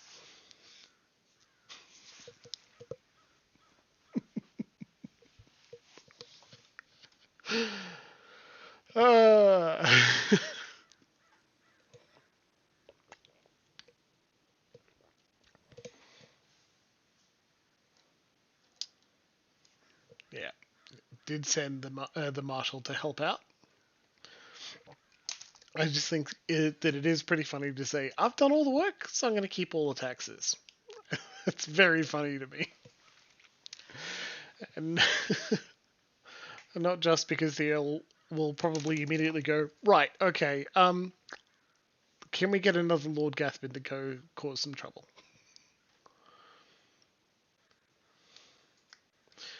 Uh, I kind of wish I read a guide or something that explained how to get more allies to help take down those special forces. I don't remember how. I know it's got to be possible though. I think it's more than just befriending the dozens.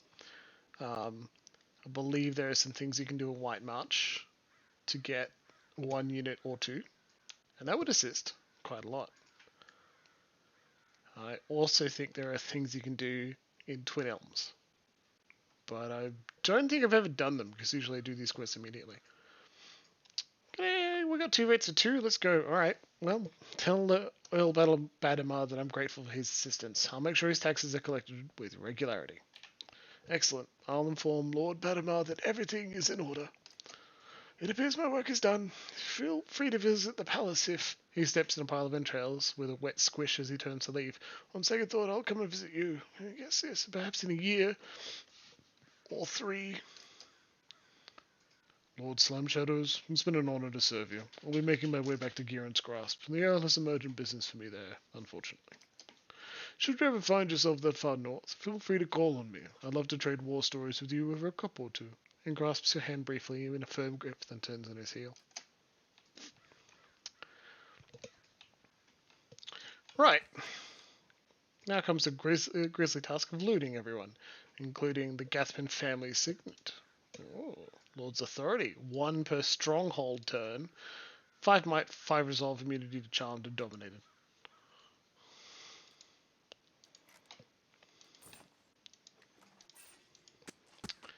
Route line breakers. That guy's a jerk. Sincerely, massive jerk.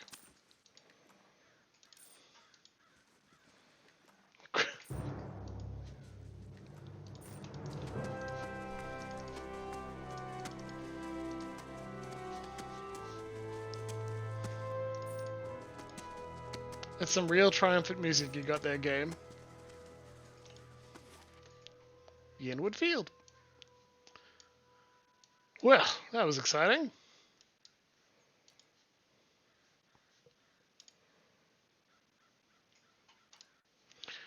Your party is considered high level for the content in White March. If you would like, the critical path can be increased in difficulty to give you more of a challenge. We're not doing this again. Still got the Final Fantasy tag up. Ah, Maddox. Terrible. How did I do this? Standard, please, not high level. It didn't list here. I'm terrible. The thing is, I could swear I edited that.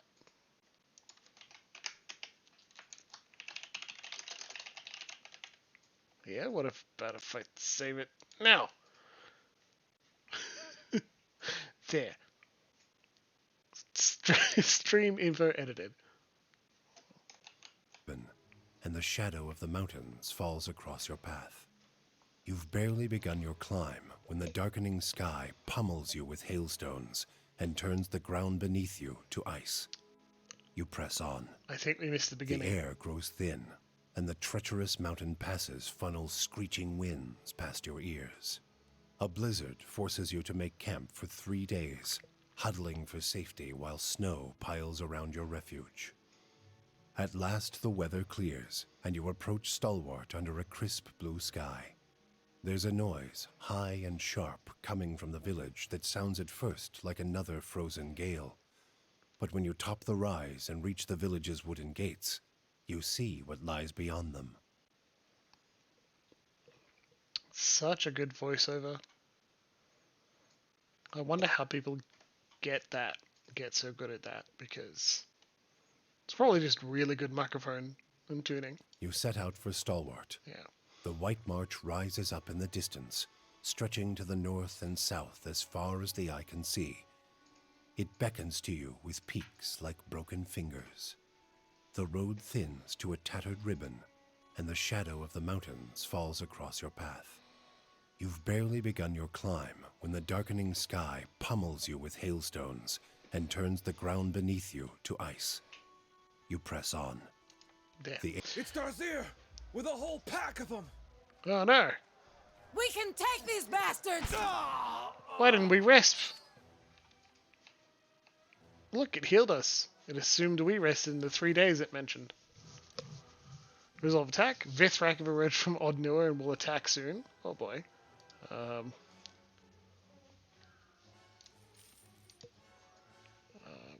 4 days. Maybe we'll have time. Oh yeah, a lot of them died in that fight, so let's hire some people.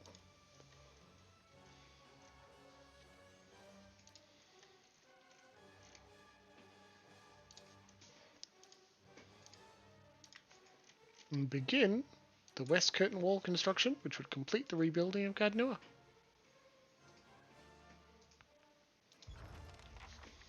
Quest updated. Durgan's battery. Okay, well, this doesn't look good. A cannoneer!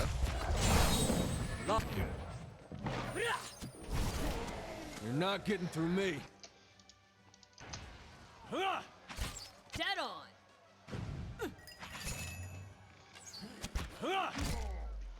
Bonk.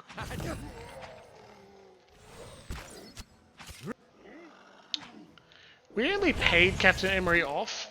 I don't think, and that was her bag. She liked.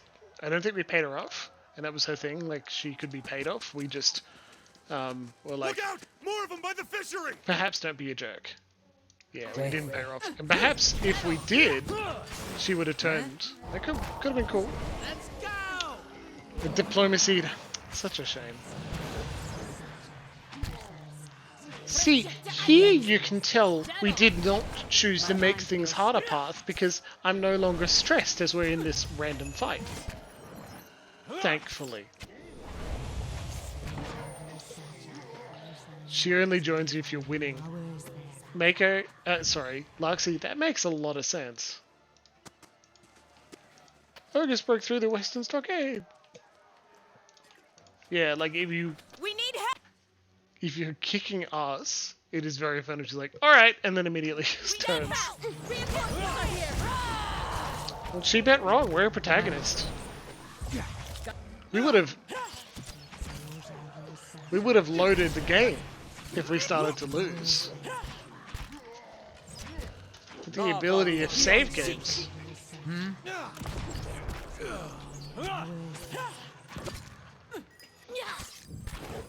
That's it!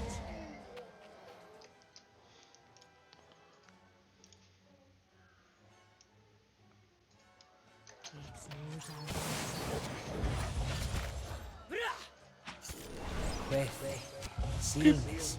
Me too. Sorry, Larksy. It's just because I was in the process of saying the word makes. And I was like, ah, yes. Of course. Oh, God. Buildings on fire. Ogres causing trouble. Seal. Yeah. Well, it's a shame we only got ice spells at this level. Come on.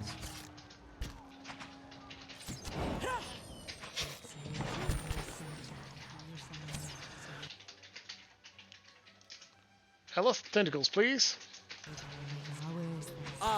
Ulu send! My mind feels sharp as steel. I Excellent. shall deal with this one. So we're taking some damage. We're not instantly dying, which is really reassuring. Shed no blood. Grieving Mother is having a wish hell of you a no time. harm. Great sorting enemies to the face. Love it.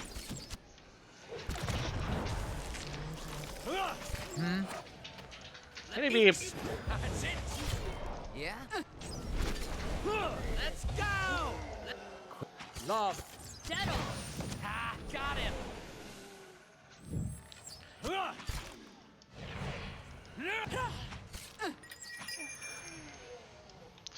Yeah, I'm a slow gamer. Darzir's fallen. Back to the matron now. Pom pom. This is a white march. This is what at least part of it's about. And maybe I knew that when I labeled this episode The Trouble with Ogres. You're the one Renengild sent for. She'll want to speak with you. Her house is just up this way, next to Grep's Rest. The messenger pants, waving smoke away from his face. Katie's house is burning. Hurry, they're both Of course. Yeah, we're gonna help Caed first. The hut's coming down. And it's nearly break time. In fact, it is break time. 8:30 exactly. Okay? So we will come back and deal with this in about 5 minutes, okay? Maybe a little bit longer. I'm going to hit the break button. Time for you to go stretch. I'll see you soon.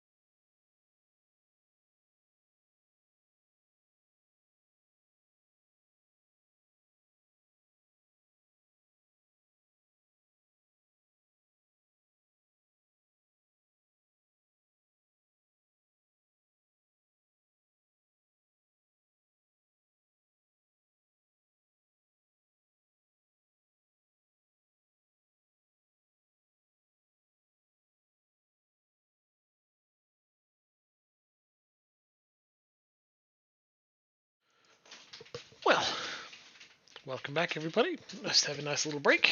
I'll see you all again when you're ready, but I am ready to settle in. I had to have a good night. I hope you enjoyed the VOD. Whether you're heading up to bed early or making some sort of fancy meatloaf, I encourage it.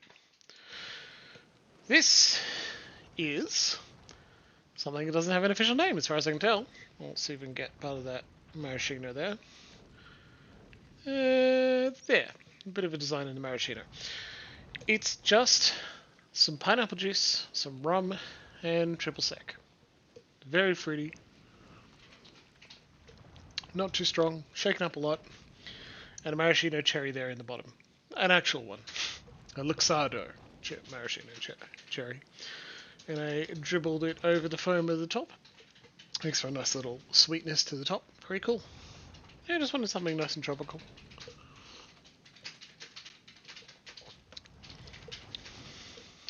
Very fruity. You know, just like me. The roof of this hut is almost entirely enveloped in flames, lighting the snow in stark orange hues. Several beams have been reduced to ember-dotted husks. Through the hut's threshold you can see only billowing smoke. Fire roars as it climbs the timbers. The air feels thick and hot, and the building is a maze of flame. Withstanding the smoke and navigating the fire will be a challenge.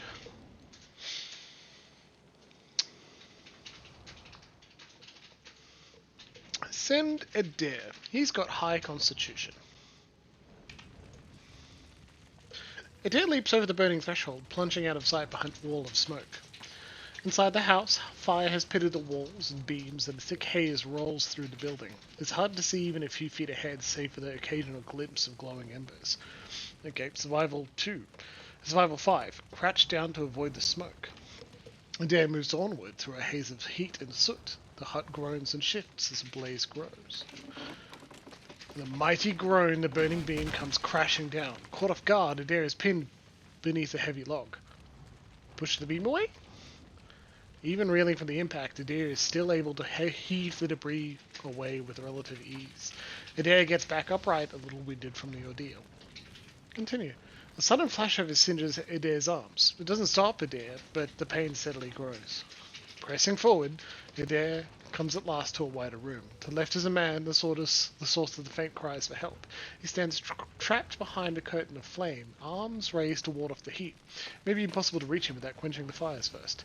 To the right, a woman lies unconscious beneath what appears to have once been the roof. She's small, but rubble trapping her looks heavy. Smoke winds its way up and out the open air, obscuring all sight of the outside. Stop and examine the situation to the right. The woman is trapped beneath a considerable amount of rubble, including a heavy crossbeam. A purpling bruise on the temple suggests she was struck as the debris falls. As the debris fell. Okay, use a pry bar to clear the rubble.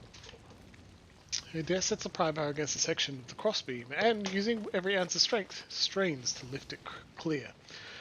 After a period of fruitless struggle, the beam finally begins to rise by slow degrees. With one great and final effort, Adair heaves the last of the rubble clear of the woman. Though she is still unconscious, the woman is free of the rubble and can now be moved. Carry her out. The woman is of slight frame, and carrying her proves easier than freeing her from the rubble. Adair hoists her carefully onto his shoulder. Turn away to help the man. Adair approaches the other victim. Smoke clogs Adair's lungs, and the heat has become unbearable. Adair will collapse soon. Adair hears a shriek of pain. Adair can see but the faintest outline of the man as he collapses and writhes engulfed in flames. Behind Adair, smoke and flames, fire and smoke rise in front of the exit. Retreat to the exit. Beset by smoke-clogged air, blistering heat, and burning debris, Adair is rapidly losing strength. With every passing moment, survival becomes more unlikely. Continue. Keeping a firm hold on the unconscious woman, Adair turns for the exit. Adair clears the fallen beam with easy grace, avoiding the scattered embers and debris underfoot. The smoke clouds Adair's vision and makes it difficult to breathe, but Adair staggers onward. At last, Adair comes out the door, rushing out of the blaze and into the mountain air. Katie, thank the gods you saved her.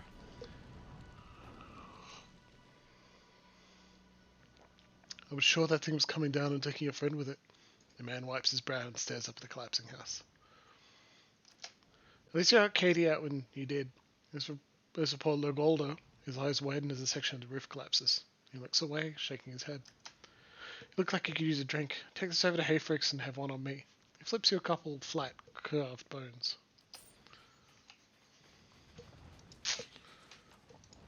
Look, we did our best. You can see a number of times where it was like, by having might and endurance and athletics, you might and constitution and athletics, you skipped a couple of things where he might not have made it. We'll go and put the rest of these flames out. Go on and have yourself a drink. I actually don't think it's possible to get all of them to get both of them out, though I'm not certain. If you're a barbarian character, you could do it yourself.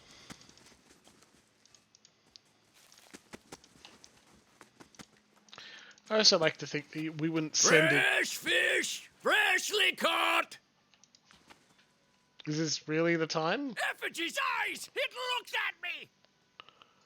Ah!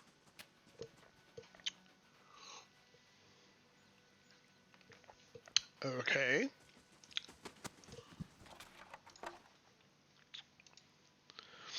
Dozen pairs of globular eyes stare up piteously from the discarded heads of the day's catch, awash in a pungent sea of fins and innards. Sift through the fish scraps! Your head runs up against something round and fleshy, the size of a melon. It is smooth and scaleless, and parts seem to be covered in hair. A discarded head, perhaps, but not that of a fish. Poke the head. The head shifts deeper into the barrel's slimy recesses. Pull out the head. With one hand on either side of the head, you begin to lift it out of the barrel, only to have it leap from your grasp as the head's owner springs over the lip of the barrel in an eruption of fish chunks that rain down over the market stall.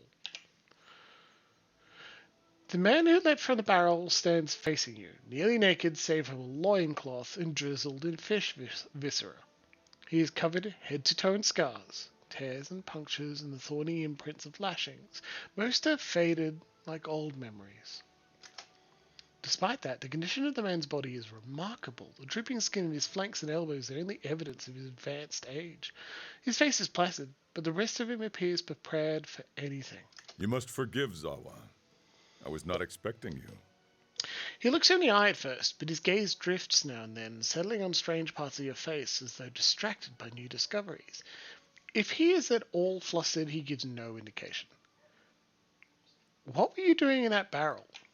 Zawa scratches behind his ear, dismayed. Resting my eyes, I thought. Waiting for the Malkachoa to bring me insight. He shakes his head. It would seem I dozed. Good thing my master was not alive to see it. Zawa blinks, leaning in to get a better look at you. His enlarged pupils seem to crowd out his pale irises. Are you real? Just gonna take a quick little screenshot of these dialogue options because that's fucking incredible. Okay, I'm just saving that.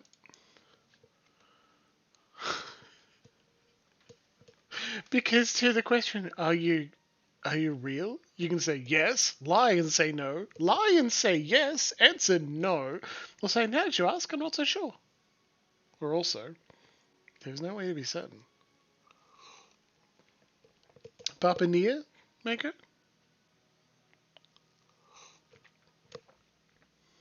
Now that you ask, I'm not so sure. We shall let the matter rest for now, then. Until the Malkachoa wears off. Ah, cool. Malkachoa? A small white mushroom. I have heard it called snowcap in these lands. It can reveal the true nature of many things. You have a master, you said? The man traces your inadvertent glance into his scars. He smiles politely. A teacher, not an owner. Zawa is a free man. Well, as free as any of us. Good. I still don't understand why you're in that barrel. I was freeing myself from vanity.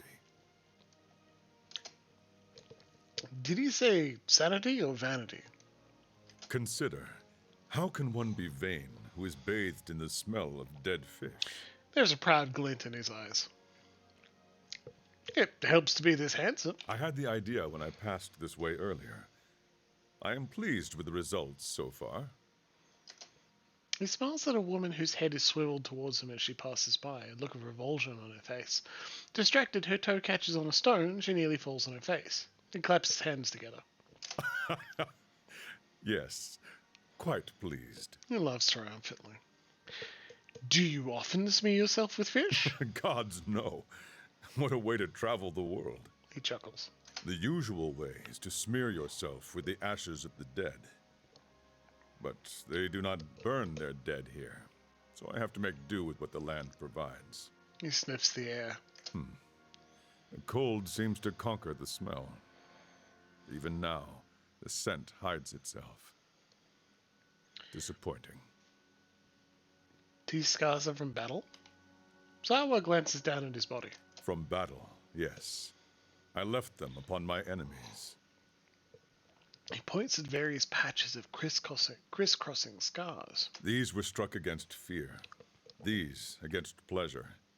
These against hatred. Those down there against greed and doubt. And these... He points to his face. These were for vanity. You made those scars? I cannot take credit for all of them, but I did most of the good ones. His mouth perks. I put them there in battle to remind myself what is real and what is not. Our worst enemies are inventions of the mind, pleasure, fear. When we see them for what they are, we become unstoppable. And have you achieved I this? feel I have been close, but never for more than an instant. In the moment when the pain is sharpest, the world becomes clear. In that moment, I am a match for anyone. He gives a slow, assured nod. Your wounds must have caused you to suffer greatly. Of course, I am fortunate to have suffered so much. If I did not suffer, I would not aspire to free myself from it. I would wander from one unfulfilling goal to the next. More wealth, a better station. My soul would wither. But to search for a place beyond suffering's reach is to nurture the soul, to harden it against the elements. He clenches his fists in illustration. Suffering is the greatest gift the gods have given us. Their most beautiful, perfect creation. It is the hand that turns the wheel. His eyes gleam as though looking on an old and beloved friend. You don't seem like you're from around here. I was visiting a monastery not far from here. I found it empty, but I met a messenger as I left. He carried a call for aid. Seeing that he would find no monks at the monastery, I chose to go in their place. Zawa is no longer young, but in combat he is still the greatest of the Takan people. It seemed only right that he should go. Stalwart hired me as well. I would not say I am hired. I seek no wage, and I promise no result. I have chosen a path, and my spoils come from walking it. An uneasy frown settles on his face, almost a wince. And this fortress, this Durgan's battery, its people are gone. Zawa would know why. If you seek the White Forge as well, I could use the help of an experienced warrior. Zawa's face tilts upward, his eyes fixing on the sky. He remains motionless, entranced. At length he blinks as if awakening and looks back at you. He shrugs cheerily. If one wishes to swim, it is no time to argue with the current. We are here together in this moment because a perfect force has willed it. Who is Zawa to argue? He looks you squarely in the eyes, and for once they do not drift. I will walk with you so long as the gods wish it so. Let's be on our way. Hey everyone, I'd like to introduce you to Zawa, monk. Ogres. Screams out in pain as soon as he joins the party. Monk is a class that we haven't seen anywhere else in the game. We'll hear this man again in Dead Man's next stream. Okay, that's cool. Monk does punches. Exactly right. Mako, I kind of hope that he isn't evil. There isn't exactly an alignment right here in his sheet, so maybe he is evil. But he's hoping. Luxie, I'm sad to hear that he makes you uncomfortable, but no, he doesn't expect everyone to be the same flavor of weirdo. I haven't played with him that much, so I'm looking forward to having him around for a bit this time. Hi might, hi con, very little anything else. Decent survival and athletics as well. Fighting spirit, passive, increases his accuracy and defense when he's got low health.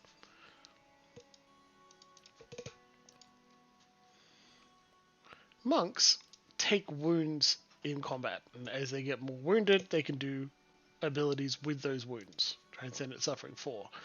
This gets extra unarmed damage and unarmed accuracy. Unarmed damage starts much higher, and it gets stronger every 3 levels. He's a frontline fighter. He's lightly, very lightly armored, i.e. wearing a monk outfit and nothing else, and does moderate to high damage. It's cool stuff. If you've got experience with Dungeons & Dragons monks, you know what you're looking at here.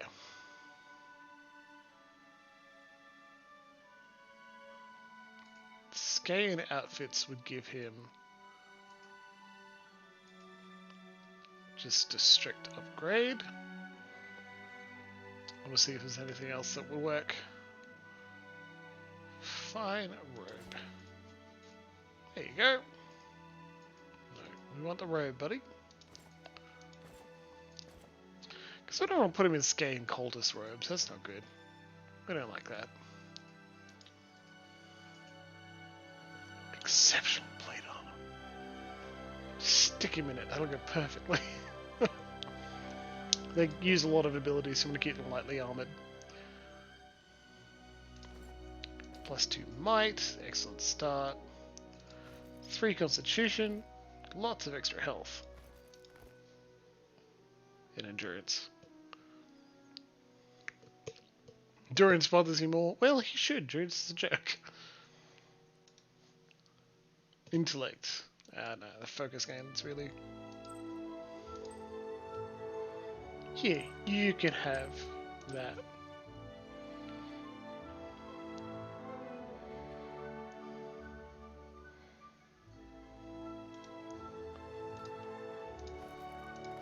Reduce knockdown, give him a cape. That totally suits, right? Perfect.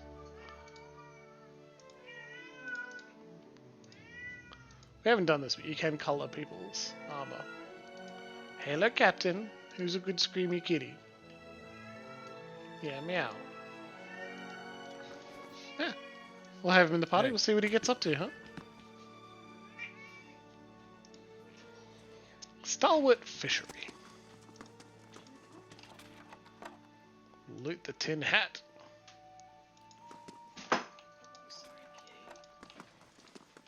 He gets up to punches. He punches things. Captain, Loxy loves you. Okay? He goes sniff sniff. Looking for the chicken in Emma's leftovers. Ah. Back to work, everyone. No time for dallying. Free ourselves from vanity. We're not getting into the barrels of fish, Zawa. He grinned. A fine thing you reached us when you did. They would have burned the fishery next, mark my words. He wraps her hands in a sturdy handshake. And the last thing this lot needs is another excuse to knock off early. This is definitely Matt Mercer again, pretending to be a tough person. He raises his voice at this last remark and glowers around the room. The other fisherfolk look studiously away and focus on mending nets, gutting fish, and sorting the day's catch. I can't imagine why they'd be in any hurry. Aleph looks as if he's trying not to breathe. Maybe for a soak in the hot springs, or a walk along that lake. She takes a deep breath. Nice place. Anyway, excuse the mess. If there's something you need, the clerk can get you sorted. He raises a graying eyebrow at a man sorting various stocks and supplies near the back of the room. Just watch your step if you have a mind to look around. The floors are slick and none too pleasant to fall on. I bet.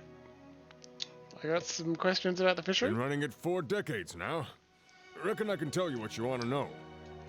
Seems like a big It may operation. stink of fish guts, but there's no place more critical to Stalworth's survival. He nods, a blush of pride rising above his beard. Herds come and go, so there's seasons when our catch sustains the village. He glances around the fishery, bustling with activity and warm with the heat of the cook fire. We try telling these folk as much. We go home each day covered to the elbows in fish oil and entrails, reeking of our work. His eyes soften with the gaze of a stern but loving father. Aloth forces a smile.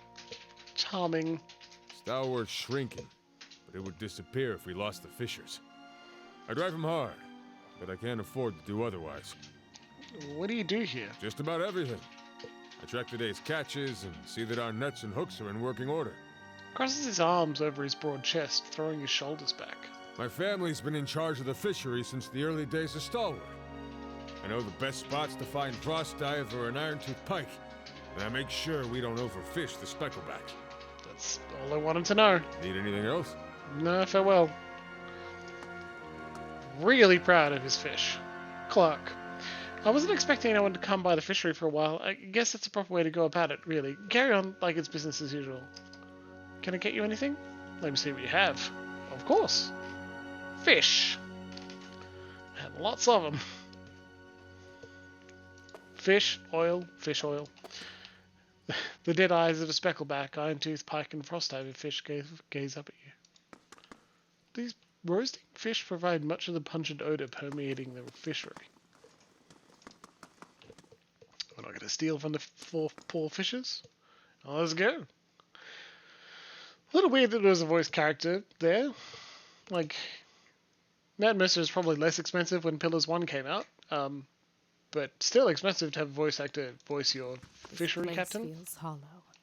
More memory than substance. Tell me more, grieving mother.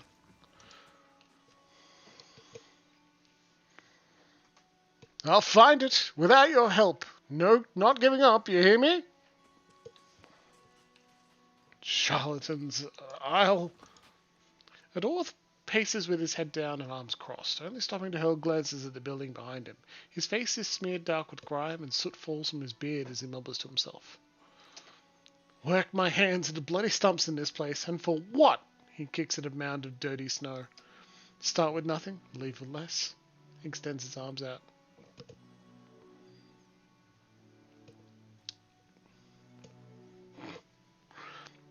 The attack of the ogres has hurt everyone. The dwarf hunches his shoulders as if saddled with weight. He looks around to the passing villagers. Don't mistake me for one of them. I carry more on my back than tinder and pelts.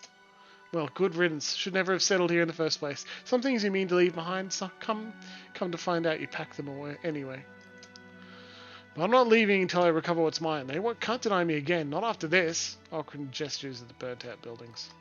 Those sweet-tongued priests took my heirlooms. Bury the memory of my past, they said. I don't even have that. Law 4. I take it you gave something of yours to one of Audra's gift bearers.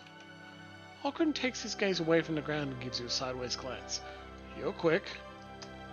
Which everyone knows wits when they spoke of peace and redemption in the eyes of the goddess.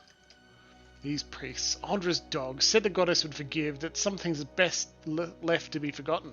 He eyes towards the nearby temple. Their leader, laughter, I believed her words. Another one of them, a gift bearer, took my medallion. He closes his stocky hand into a fist. Now they won't tell me where it is. Your problem is that you give meaning to meaningless objects. Here, let me show you something. I need one of your rings. Ogren draws back his hand, but Zarwa gives him a trustworthy nod. After a moment's hesitation, Ogren relents, dropping a jeweled band into Zarwa's outstretched palm. Immediately, Zarwa flings it into the lake. See, you're no worse off. Ogren's face, already splotched with pink from the cold, turns a deep shade of crimson, and his mouth puckers as though his head was set to implode. For a tense moment, his breathing slows, and fists unclench, his original look of pained frustration returning.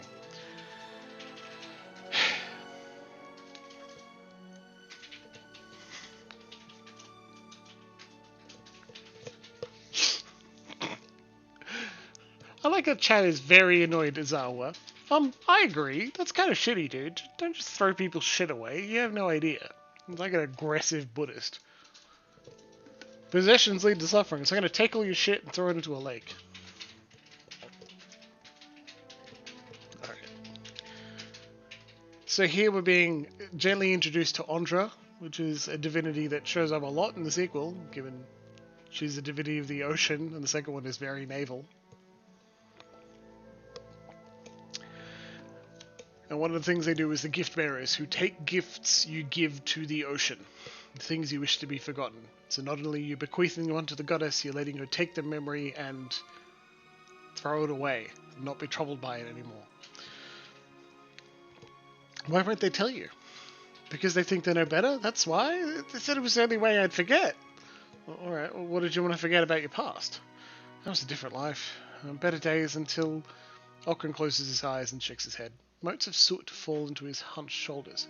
Motes of snot fall onto his hunched shoulders. Enjoying that, Loxy? It's my burden to bear, not yours. I thought to cast it away, but memories all I lost were all the wrong ones. What else did you give the priests? The dwarf casts a measuring look at you, and quickly turns his head away and nods. You'd understand its value. My armor. A finer set than a set finer than I'd ever seen, but worthless still an old dwarf. I'd have traded it for the medallion, but fool that I was, I gave him both. Have they no sympathy? I'll bring your plight to them. The dwarf studies you for a moment and gives you an approving nod. The cold of these mountains hasn't yet smothered the fire in your veins, I say. I'd be surprised if they return it willingly. They believe it's a sacred duty to cast the offerings to the goddess in some place where they'll be forgotten. Better to find where they dropped them, I think. What's Lafter's role in all this? She leads that group of crows. They took over the temple as folks started to leave, came to unburden those that sought to forget their misery here, they say. Tell me about this medallion you want to recover. Belonged to my sister. It was just a pretty trinket to her. To me, the dwarf casts his gaze down. It was the last of my family. At least it still acted like family to me. Okay, goodbye. But don't expect luck to grace me now, but if you find anything, I'll be here. Count on it. He gives you a vigorous nod. Alright, we can talk to Laughter. Gotta loot this box of fish first. Hey, Ista. Zawa is ready. Oh, it's working! Yes! I can't believe it! It's really... Oh. A dwarven woman looks at you, a disappointed expression on her face. In her hands is a large rectangular box, covered in strange dials and symbols. I get that reaction a lot. I'm sorry. I didn't mean to be so rude. I'm Ista. I heard we have you to thank for clearing out the ogres. I'm glad Stalwart survived. It would have been a disappointing trip up here otherwise. What's that device you're holding? My ore locating divination tool. Well, that's what it will be. I have to calibrate it. Right now it seems to think you're a copper deposit. Hey, no coppers here. My Animancer contacts did suggest that a particular strong soul essence might interfere. I'm more interested in minerals in any case. Maybe I do have a strong soul. I suppose that's possible. It's not exactly what I'm looking for, unfortunately. She smiles. Alright, well, what are you looking for then? I'm trying to recreate the instruments that first led the Pargrin dwarves to this mountain. This is my latest prototype. She holds up the metallic box. Centuries ago, dwarves carrying tools just like this one followed their readings to what is now the battery. If I can recreate their work, then I may be able to find ore deposits elsewhere. I was hoping to test it, but my arrival was delayed by word of the ogre attack. I haven't been able to find anyone to venture up the mountain since. I could go with the mountain for you. Really? That'd be wonderful. I just have to adjust the device, you see. Her hands swiftly move over the box, adjusting knobs and dials. It should point you toward metal deposits. We already know the battery rests on some rich veins, but I was hoping to get a reading of the surrounding mountainside. If you can follow the readings to ore and bring back a sample, I can use it to refine the device. Thanks ever so much for this. She hands you the box. As you say. Okay, I can search for box. I mean, ore with your box.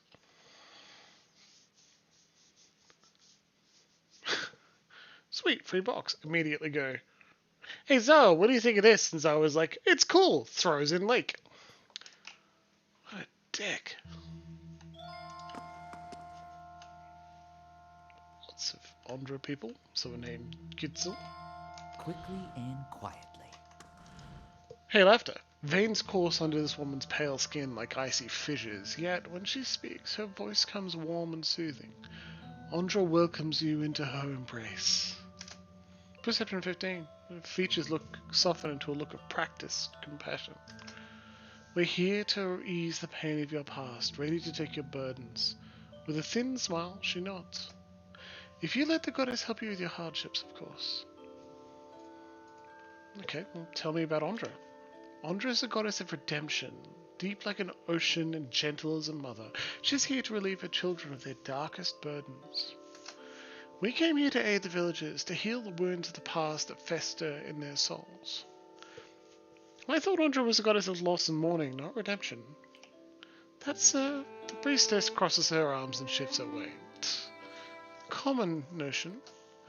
Others may believe so, but the goddess's mysteries are profound. Her true power lies in redeeming your loss and regret. Was there something else you wanted to talk about? I want to know about the gift bearers. Gift bearers do Andra's most valued work. They carry the material burdens of unfortunate souls into her embrace, so the goddess may help them forget. I want to ask you about Ocren's heirloom. The dwarf already asked. We gave him the counsel he needed. Slight irritation sharpens her tone. She seems to catch herself, modulating her voice back to a pleasant timbre. And naturally, we'll do what we can for you too. Ask what you will. Well, Ocren wants his medallion back. She brings her hand together and nods. Ah, Ocren. How often we let the shadows of the past become a burden even to others. That medallion? It weighs on Ocren's mind. You're kind to help, but what he really needs is to cast away those memories. No right of appeal then, how convenient. It's not like that. The regret that consumes Ocren is plain for anyone to see. The priestess studies you for a moment. His belongings, his past, now rest in Andra's realm, to be forgotten so that the wounds of the soul may heal. This is the will of the goddess. Law 7. Her will flows in tides. Maybe Ocren still needs a medallion to discover how to forget. Of course, Luxie, of course we'll choose law. For a moment the priestess scans the floor before her, as if in search for an answer. She nods. You're well versed in the intricacies of our faith. No use in hiding anything from someone like you. There's no need to quarrel over the mystery of a goddess's will. I'll tell you what you wish to know. Ocren's heirloom was taken by Ixtli, chosen gift bearer among us, to be cast away as an offering to Andra. Only he knows where. She pauses and looks at you intently. You could ask him yourself, but he's on a trek through the mountains of Durgan's Battery. If you run into Ixtli, tell him he has urgent duties to attend here. Tell me about your gift bearer. Ixtli had business near Durgan's Battery. Those mountains are dangerous. If you insist upon carrying out this request of Ocren's, then that's where I search for answers. Okay. I'm not going to say 2, because it goes strictly against their faith, and we've shown understanding of their faith. Hard to believe that only the gift bearer knows what Andra's offerings to cast. No, that actually makes a lot of sense. Let me ask you about something else. Well, that's all there is to know. Farewell. A young man dressed in sooty leathers glares at you. The creases in his face, tanned despite the scarce sunlight of the region, suffer a slight twitch when you approach him. I've got nothing for you. Speak with laughter if you must. He turns away, his nose wrinkled. Okay, sure. Interesting. His exes are Trixie. Or Trixie. Who knows?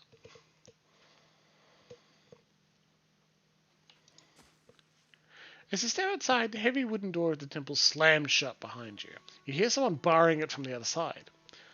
It sounds like the priests have engaged in an agitated conversation. You get the sense that they are discussing you, but you're also certain that the door is too thick to eavesdrop through. Although there may be other places nearby where you'd stand a better chance. I will walk unseen. The wooden shutters of the temple's window, closed tight, muffle a set of voices coming from within the building. You can't quite make sense of the murmur, but cracking a shutter open would likely help. Continue. I rusty iron latch holds the window shutters closed. With care, you should be able to unfasten it without being noticed. Unfasten the latch. You carefully begin to lift the latch from the metal hook. Halfway there, the rusted iron resists with a screech. You freeze, listening to the voices in hopes the priests didn't hear. Their conversation continues uninterrupted. Pour some oil on the latch. You grab the latch and apply just the right amount of oil, nudging the metal until the rust gives way without a sound. Carefully, you pull the window shutters open enough to let the voices flow through. When in doubt, lube up. Lux, he said the exact same thing. Very good. You hear a man speaking, his tone agitated. You do that? Hope the mountains will do it? What if the sentence cuts as if the man was speaking to all sides of the room? So suppose he tells them instead. What then? You've lost an item, oil. You recognize Laughter's voice responding. Why would he? And with all those dangers near the battery, our gift bearer won't delay. I expect... The man interrupts her. You always expect. Look what that's gotten us. A dying village. Ogres at the walls. Ixtli's not back yet, and now I have to do His voice drops and seethes, muffling what he has to say. After a moment, Laughter replies. Do you think I wanted this? That I could have known in advance? A pause ensues, his tension growing till the priestess's voice cuts it in half. We can't wait for him. We must fish out the last batch, quickly. After that, we'll decide. The man responds in a broken voice, barely audible. You only distinguish the last words. In that russet wood pond, I'll go. Their exchange seems to end. Cautiously, you step away from the window of Ondra's temple. Well, hello there, walkie-walkie dude. Find the gift bearer or search the waters of the russet wood. Hey, Okran. I got no new news.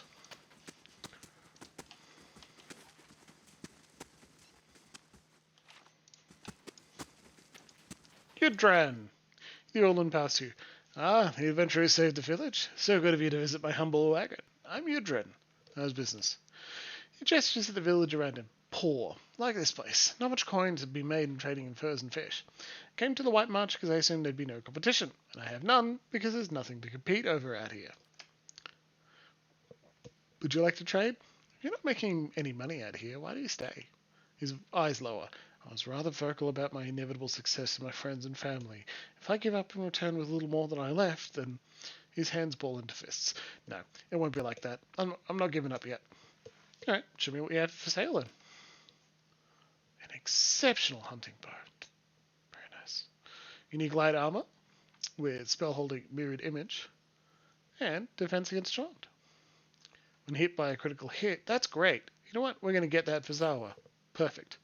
The ultimate hat of alluring perfection, +2 might, +2 constitution, -2 intellect and resolve.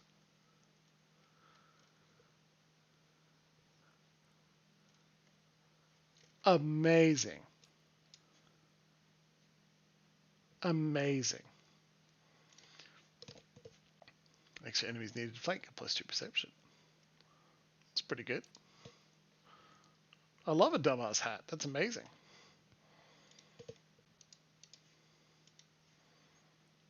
Accuracy when below 50%. It's not super good. Some scrolls. Traps we'll never use. Potions we'll never use. And crafting items. Always need those.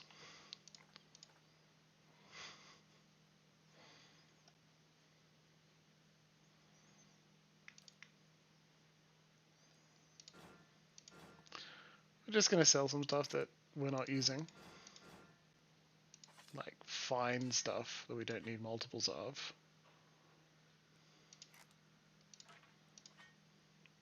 Alright, they're giving us money now, so I think we're good.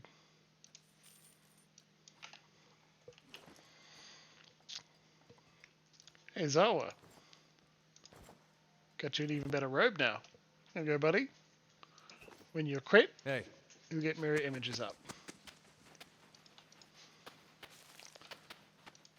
These smelters haven't seen use in a long time. Oops. Well, let's wander over this way. Gonna continue adventuring, just wandering around town, talking to people, finding out things. Maybe getting better and better gear so we can level ourselves up. Aww. Poor dear's got major fatigue.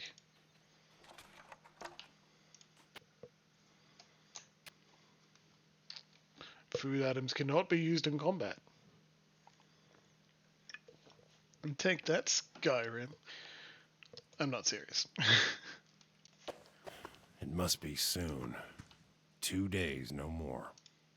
The shaft of each spear is splintered and broken, each of them held together only by tightly bound leather straps. His necklaces have been made from the teeth and claws of various predators, wolves, bears, lions. His dwarf is busy staring into the fire, slowly puffing away on his pipe. As you greet him, he's visibly startled and his pipe clatters to the floor. Sorry. Didn't hear you come in. My ears aren't what they used to be. He stoops, wincing, to retrieve his pipe. When he rises again, he has a hand against his side. Are you hurt? Wasn't the ogres, I can tell you that. Put a few arrows in one of those and they generally have the good sense to back off. But I've been hunting this wolf for near a year now. A man-eater. Cunning, nasty thing. Every time I get close, it just slips away. The beast has already claimed many lives. The first victim was my son, Saldrin. Thirsk looks down at his pipe for a second, features hardening. Zawa leans in eagerly. Go on. Thirsk furrows his brow a moment, but continues anyway. Got the better of me this last time. Distracted me long enough for one of its kin to turn up. Nearly bit me clean in half. I'm a few weeks out from trying again. You said this thing is a wolf? No ordinary wolf. A monster. This creature is big. And I see the signs it leaves behind. The mess it made to the last couple of hunters, and the elk. Doesn't always finish its meals. Damn thing might be sick. Might have a bullet in its jaw. Something. In any case, it needs to be put down. Where is this beast? It roams the russet wood out to the west. Seems to have decided the lake going is out a there. good place to find prey. Yeah. It's picked off some scattered ogres from time to time. But mostly it's been going after hunters. Travelers. Can you tell me about your previous encounters? Nothing to tell. Near misses, all of them. One time he clambered right up the cliffs to avoid my snares. Another time, he chased a bear into my camp. This is definitely a werewolf. I nearly had him once. I could hear him below, eating, and I had the gun aimed right for him. Until the wind changed. Clever girl. That's shit luck, Sagani says. He charged headlong into the tree to get at me. Nearly knocked me off my perch. And when I righted myself, it was gone. Keep an eye out for it. It needs doing. But I warn you, this beast is not to be trifled with. It must make its lair somewhere to the west. If you mean to go there, keep your wits about you. Watch yourself on the mountain. In these lean times, everything looks like prey to something. Okay. Who are you? I'm Thiersch. I've lived here long enough that Kith have started calling me the Old Hunter. And that's about all I can say for myself. I mangled that pronunciation earlier. Thiersch. Got it. I have some questions? Coming to your elders for advice, is it? What can I do for you? What can you tell me about Stalwart? Well, I can tell you it won't be here much longer if things go on as they are. With the mines closed, we've lost what put us on the map in the first place. I agree with Loxies. Don't eat a dude's son permanently if you don't want to get on their shit list. We're losing people every month. Too many mouths to feed and not enough to support them. Even the game's dwindling. I've been lucky. I've hides and horns enough to keep the traders happy, but Now the ogres are picking the rest of us off. What can you tell me about the ogres? Only that they've been coming down in force. Again and again, trying to drive us out or kill us outright. Can't get this voice right.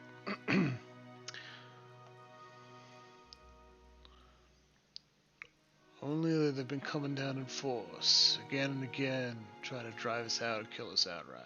There you go. The moment we started looking into Durgan's battery, it was like we'd kicked a hornet's nest. As Mecca said up there, probably Steve Blum? Steve Blum's got a great voice. You made a good showing against that last group, by the way. I think you've given them reason to think twice about coming back. The more metaphorical, like, yeah, that's them problem. I think you did get it there. Okay, thank you. It's hard. It just means they need to focus. Why is the hunting so poor? Been a colder season than usual. The elk herds aren't faring well. We're stuck fighting with the ogre clans and the wolves over what's left. Not to mention the occasional beast. We've lost a lot of young hunters. Has the legacy struck stalwart as well? It has.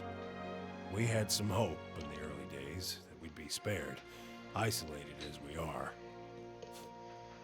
That hope died in a hurry. That must mean there's an Engwithan machine nearby as well. Not everyone's been so unlucky, of course. You'll see a few pampered sprats around. Okay, an Engwithan machine's not super close. Treating them like precious stones won't see him grow up any faster, if at all. Sudden's horror in his features belies his soft laughter. You must have some interesting hunting stories. I love swapping tales. Does anyone have a pipe? Long hours checking snares and waiting out elk, mostly. Used to hunt some of the big ones. Bear, stelgare. But up here, it comes down to necessity. Which means keeping Stalwart fed, or else keeping it safe. Thing is, the last hunt didn't go so well, as you can see. Tossing a blanket over the dog. That's all the questions I had. Therish only inclines his head in acknowledgement, tapping out his pipe. Farewell. Looks like they do a shit job of creating voice actors. Ah, that sucks. IMDb or elsewhere. Oh, my hands do not look like that. Whoa.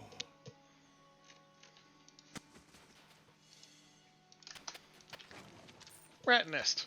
Coins. Thanks, Eloth. Location, Stalwart Hot Springs. How many mushrooms did he have? A lot! Don't see the harm. Building's thirsty work. Figured you'd be out of here in a flash after the fighting died down. Most people don't stick around after they figure out the ogres are making regular visits. I would have helped fight them monsters off, you know, if I didn't think I'd just get in the way. And with you there to handle things, everything turned out well enough, didn't it? Don't see why Havrick's still sour at me. What's this about Havrick? Oh, Havrick's the innkeeper over at the Grave's Rest. I may have been hiding in the inn when the fighting started. Grateful The coughs. raid didn't improve his disposition any. Did you know he has a whole case of Fenland liquor in there? I keep offering to buy it off him, but he says he's saving it up for when the battery's open again. As if we're gonna last that long. Anyhow, he said he'd thrash me up and down the mountain if I didn't leave him be. What's so special about this stuff? They say a single drop changes your life. You'll never want to have a drink of anything else. Probably that's all rubbish, but it's supposed to be very good. Jägermeister. It's delusional is what it is. Point of fact, what with you dealing with ogres and everything, maybe you'd, you know, be willing to help me out. Maybe, Rayful. I'm saving the town to swiping liquor. There's progress for you. Good job, Cigar. Havrick keeps all the good stock in the inn cellar. Out of sight, you see. I mean, it's bound to be under lock and key, but I'm sure he wouldn't miss a single bottle. Not with everything that's going on. What does stealing wine for you have to do with fighting ogres? Well, Averick can be a little intimidating when it comes to his beverages. But otherwise, not much, I guess. What do I get out of this? I'll pay you for it. I swear it. We'll split my wages. And the bottle, too, if you like. I just want to be able to say these lips have tasted the best the Ishamael Blades have to offer. Anyone ever tell you you're a little strange, Rayfold? Nothing so kind. You try living here a few years and see how you turn out. We'll figure it out, buddy. Maybe. The Gref's Rest. The X is well, that makes sense. Whoops. Ishamael. I mean, that's good, Ishamael. Ishamael. Supplicant has arrived from Deerford Village, seeking 850 copper pieces or an escort. Well, if ignored, -8 prestige. Oh, jeez, okay. Well, how about... Here, Vius is busy, so have fun with Valagina. 9 hours. Until we learn how Solmar ended up. If it's okay, I'm gonna wait by that fire there while you do that thing with the battery. Was that sound screwed for anyone other than me? Because it sounded very weird on my end.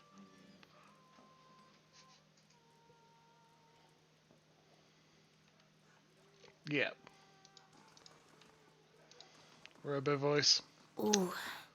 Still can't feel my fingers. Fair. Thought I'd found shelter when I stumbled across this little village. Guessing you did too, huh? Thanks, Maker. Thanks, Loxy. It's a shame because, you know, Adair's voice is great. Farah raises a frosty mug to you. Even though the warmth of the hearth reaches you here, her hands are wrapped in weirwool and her ears muffled by a hat. Her face has seen the taut, wind-beaten look of someone who's recently come from the road. As much blood as there was in the streets, I'm lucky the ale's still flowing. She takes a drink, and she tilts her head back. You see a bruise purpling her jaw and the crimson bloom of scraped knuckles.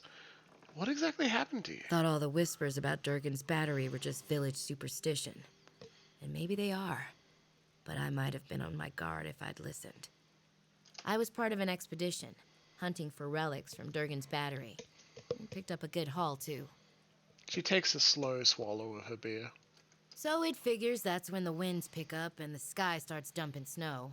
We lost sight of the road. Meanwhile, something else found us. Took Lionel out before we even realized we were surrounded. And then we see him coming out of the snow, these four-armed little wilder. Lagerfaith, they're called. She shakes her head, staring at the embers in the fire pit. Quick little bastards. Francesca and I held them off as long as we could, but when they filled her full of darts, I turned tail and ran. Found my way here and thanked my luck for escaping the Lagerfoth. Then come to find out that this town's got an ogre problem. I'm sorry to hear about your friends. That's a kind sentiment. I'll mourn them when I get home. But I've got to retrieve our haul if I'm to have any hope of that. I need to get those artifacts. Not that I'm in any shape to go after them myself. But I can't afford to return to Defiance Bay without something to show for my expedition. Apprehension creeps into her expression. She stares into her mug, swirling its contents. But you've got your own expedition to the battery, don't you? While you're out there, maybe you could look for my goods. Whatever's left of them. She looks up from her mug, hopeful.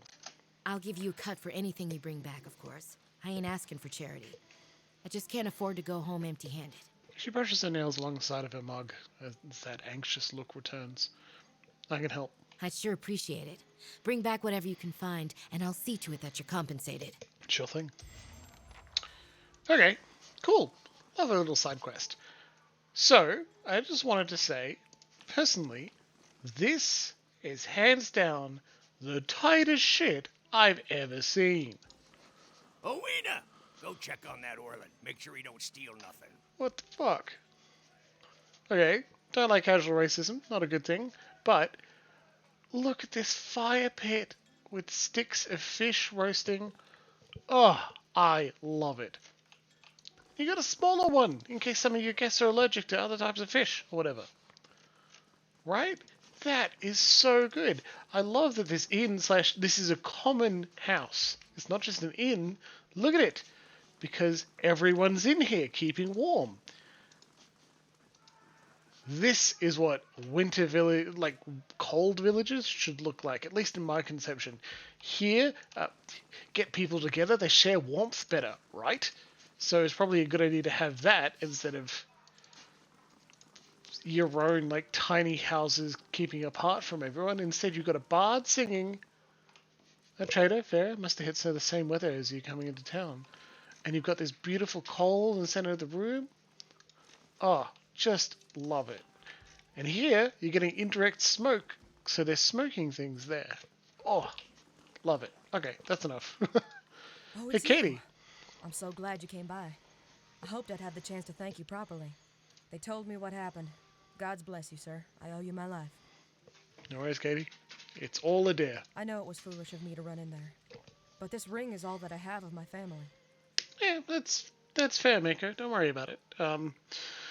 Hopefully you could put here like a different heater. I think this one up here, maybe you won't burn there. It's pretty good. Don't let the monk touch the special possession. What's so special about this ring, anyway? No, first, how are you holding up? Oh, I'm managing. Fenway's letting me stay with her until I'm back on my feet. Everyone's been lovely, really. It was hard seeing what's left of the house. But Rayvald says he's going to see a hut raised for me soon as they get the logs. What's so special about this ring, anyway? Sentiment, mostly. When he first settled here, my grandfather had a ring fashioned from the first batch of ore he excavated. I wonder if we could tap this ring against the box. It was supposed to commemorate his fresh start. He passed it on to his daughter, and my mother gave it to me in turn. Maybe you can help me. I'm looking for some Fenland liquor. Funny. Rayvald was just in here asking after the same thing. Guess that stuff really is popular. Averick has some, but he says the Fenland stuff's not for sale. And he's rigged up the cellar like a battlefield trying to keep people out. Fun. Sorry. If anyone deserves a drink, it's you, sir. But I don't think I could convince him. I'm going to hit 4 and say, I understand. Let's not convince this person that just lost their house and potentially husband, grandfather, family member that they, have to pay us back for that favor. I understand. We still have a decent supply of food and drink if anything else takes your fancy. Farewell. No, don't worry, I'm sure I'll have something else. Hello, Andred, dude with sword. Hey there, good timing. You can watch me try and spurt one. Alcohol and sharp objects, this won't end well. Once, Andred, you won once. What are you playing? Orland's head. Andred grins sheepishly. That's, what they call it, anyhow. Smooth. You pick a target, you see. Nose or ears. Nose is worth more, but you've got 2 ears to work with. You get less points the farther out from the target you get. So for the mouth and eyes, no points if you miss. Fancy a game? 3 throws each, and whoever gets the most points by the end of it wins a wager. I'll put down £50 if you will. That's a little tasteless. Orland. Oh, come on. It's just a name. Besides, I've only memorized which parts are worth what. I can't judge it now. Not right now. Fair enough. Some other time and suit yourself. Not playing your racist game. Fuckers. This large piece of stone is adorned with an engraving of a hammer and chisel, though the writing underneath is too worn away to read. Engraving of a hammer and sickle.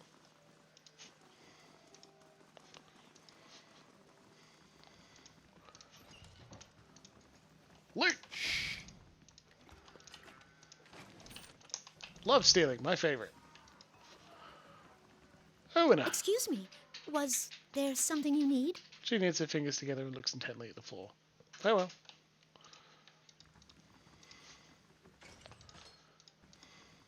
Hey, Leaf.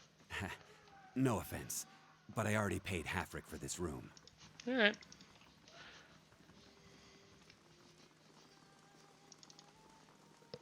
That's a good point, Never Moxie. seen such a bloodbath.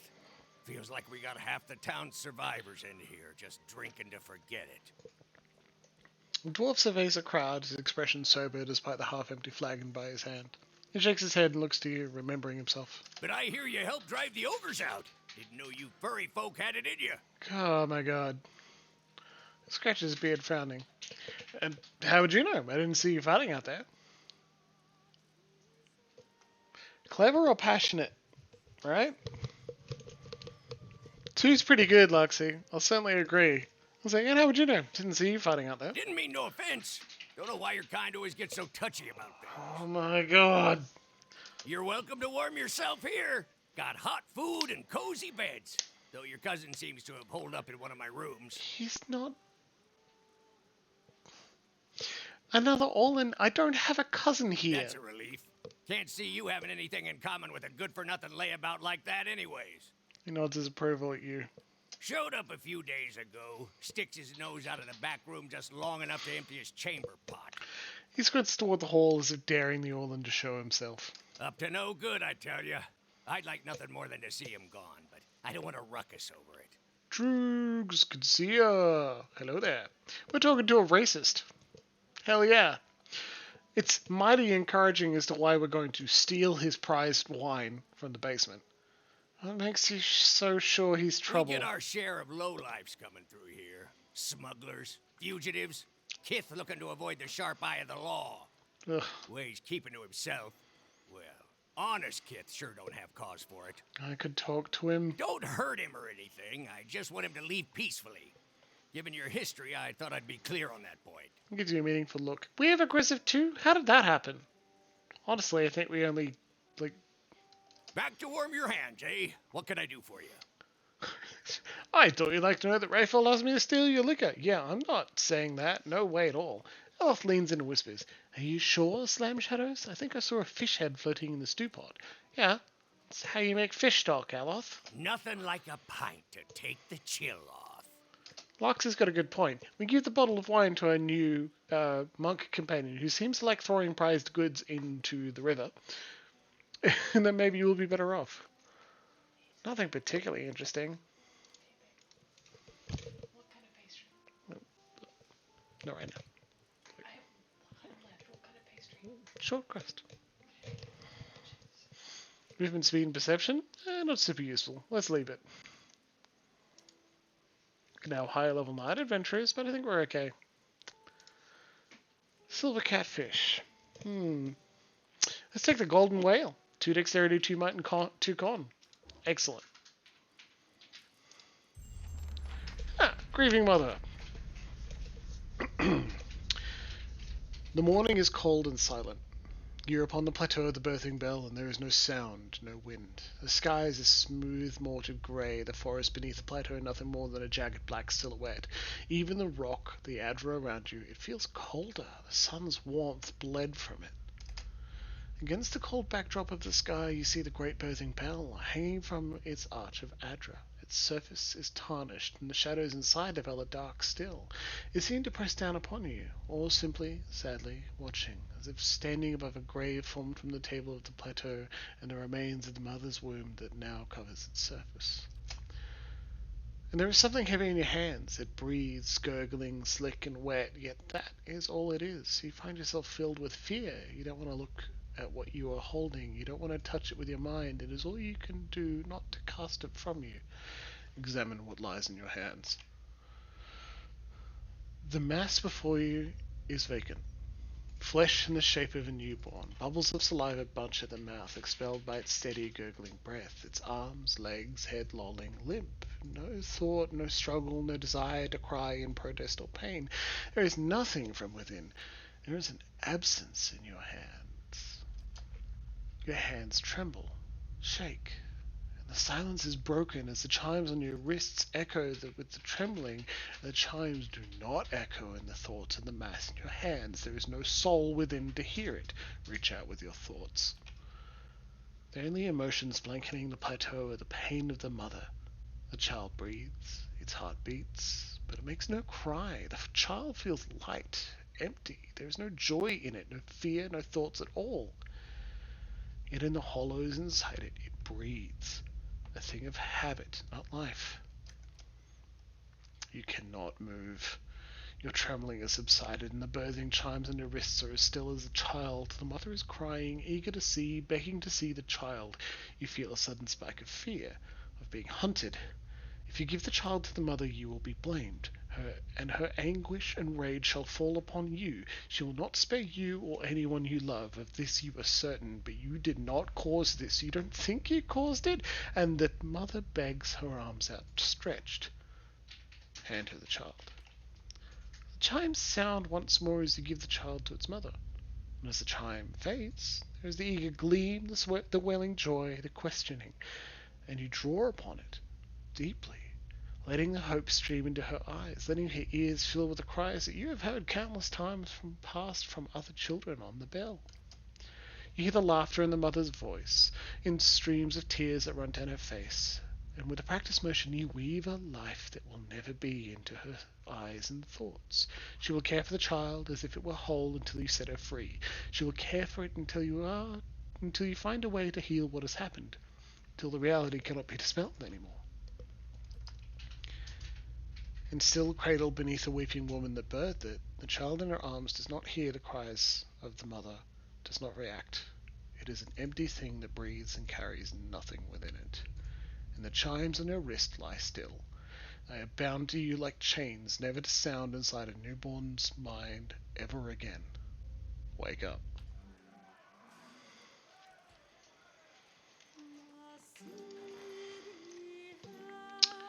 Here, Vis arrived in Girara and successfully freed many slaves. Word is that Solmar the Shackler is quite furious. Solmar the Shackler is dead? We definitely killed him. 3 days. We'll deal with that.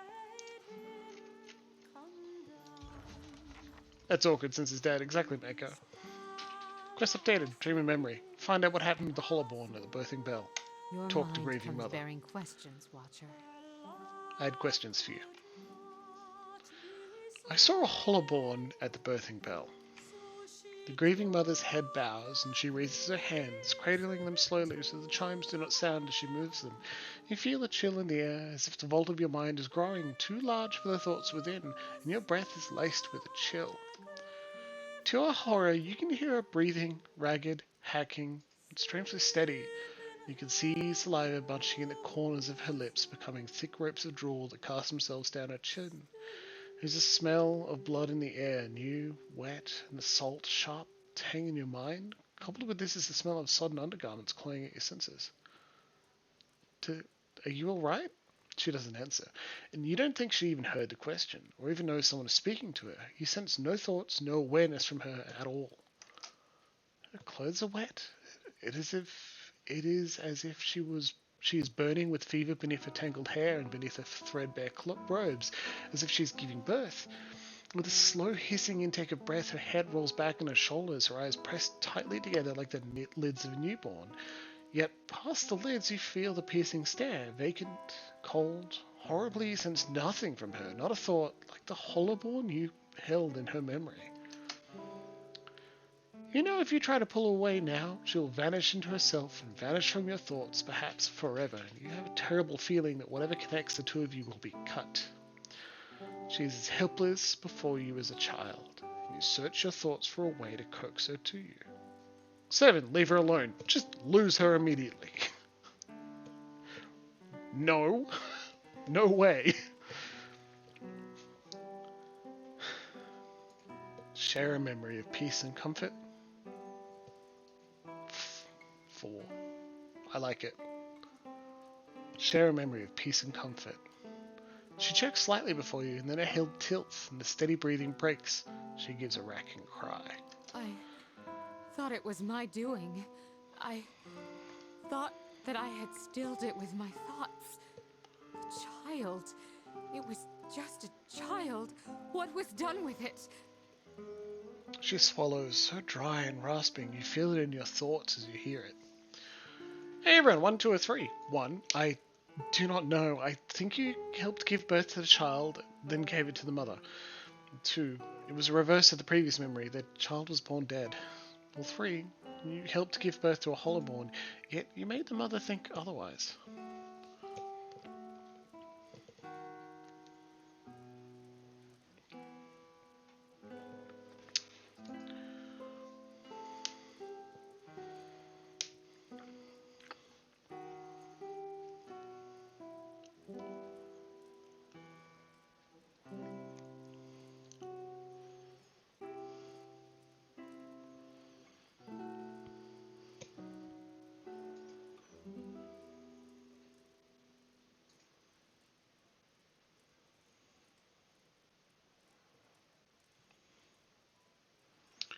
Entirely possible, Oxy. Let's go with 3. Oh, okay, so 1 vote for the 1 vote for 3. At the end of the voting period, which is like now unless someone yells out, I'm going to say I am voting 3. It is perhaps more accusatory, but I think 1 would... It has that I do not know. And honestly, we do.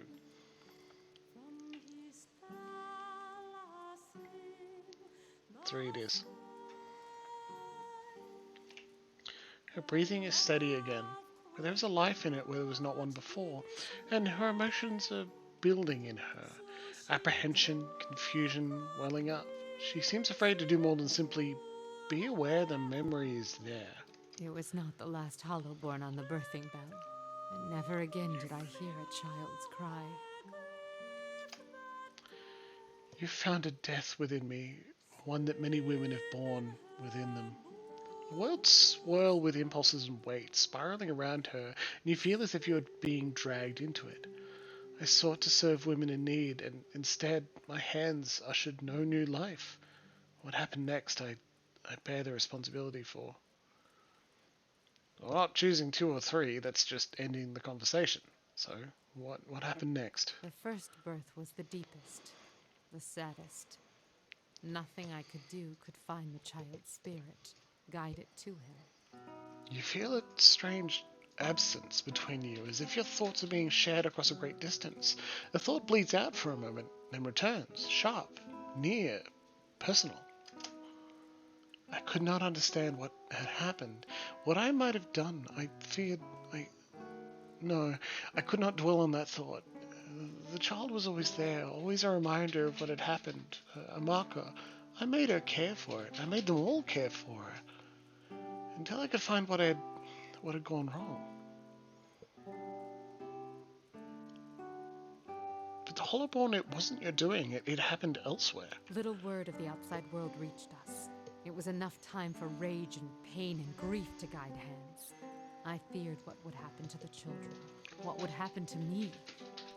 Every mother knows her womb may shed a stillborn, but these cold, soulless creatures, the parents wouldn't have understood, and fear of the unknown breeds violence. What happened then? I held their minds within mine. I shaped and guided them as long as I could. And with each passing day, each new birth, the strain grew. And the more I felt my control slipping, the more I focused my thoughts. Eventually, even I succumbed to the power of my own illusion. I'd woven the threads so tightly that I could no longer see through them. And then, one morning, I heard funeral bells tolling in the village. The sounds of wailing rose through the mists. A mother had died, her mind so focused on the care of her hollowborn child that she'd neglected even to feed herself. And with that, the illusion broke. The townsfolk saw their hollowborn the way they were, not the way I'd wished them to see. By the end of the day, they'd begun to look at me differently too. I did not understand what had happened, but I knew enough to flee. And every suspicion that surfaced, every faded memory of what I'd done, I pressed it down, tucked it away. She feels cold, lonely, rigid. My skill failed me, but I did what was necessary. I regret the mother's death, but how much worse could it have been had I not acted? 4 options. 1. I understand. You had to defend yourself. 2. Protecting innocent lives is worth any price. 3. You inflicted your will on the townspeople. That was wrong. And 4. There were other ways. You could have sought outside aid for the children, or fled if you'd feared for yourself. How do we feel about the grieving mother's quest?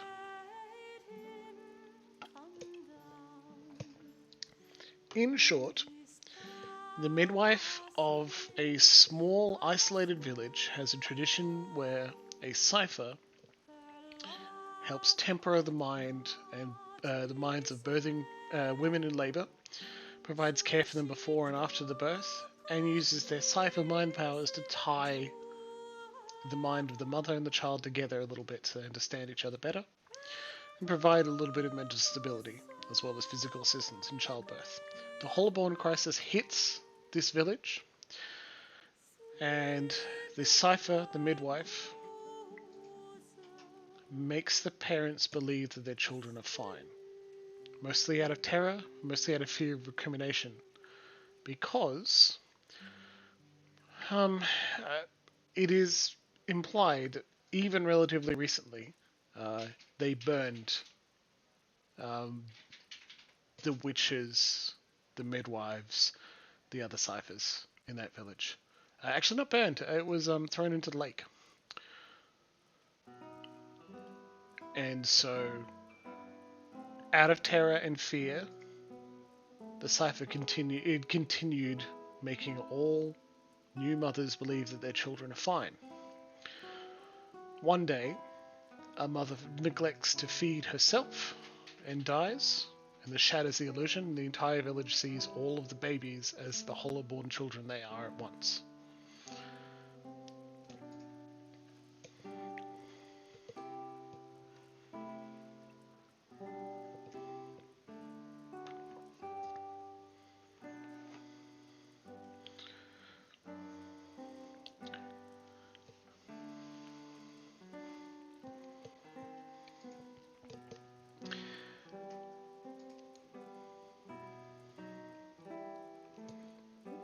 We have one vote for 4,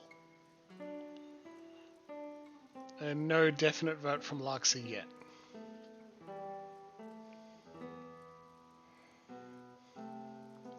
It's not great, it's horrible. It's an awful thing to happen.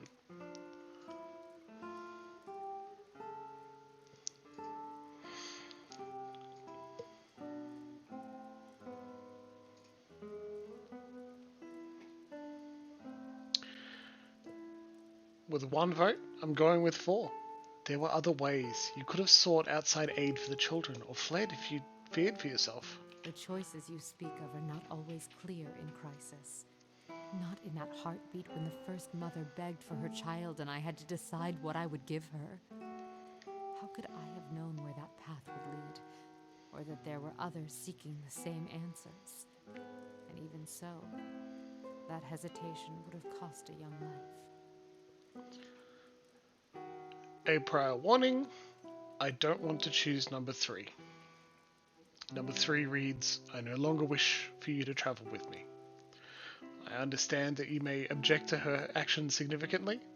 If everyone in chat really dislikes Screaming Mother, we can put her back in Caed Nua, but I don't think it's worth dropping her entirely.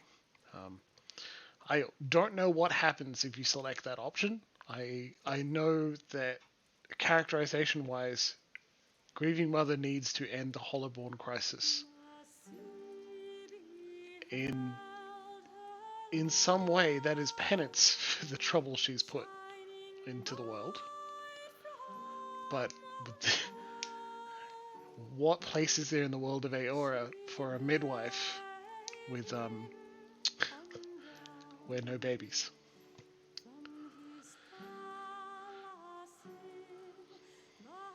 To rule another like that, even for mercy, is wrong. We must accept that there are some things we cannot control.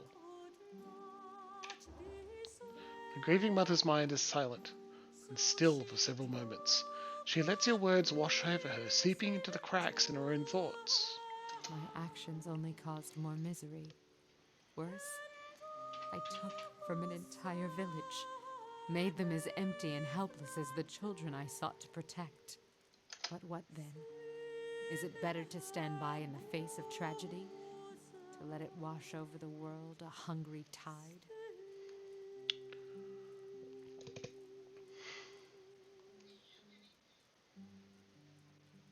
Liven's this set of dialogue choices is hard.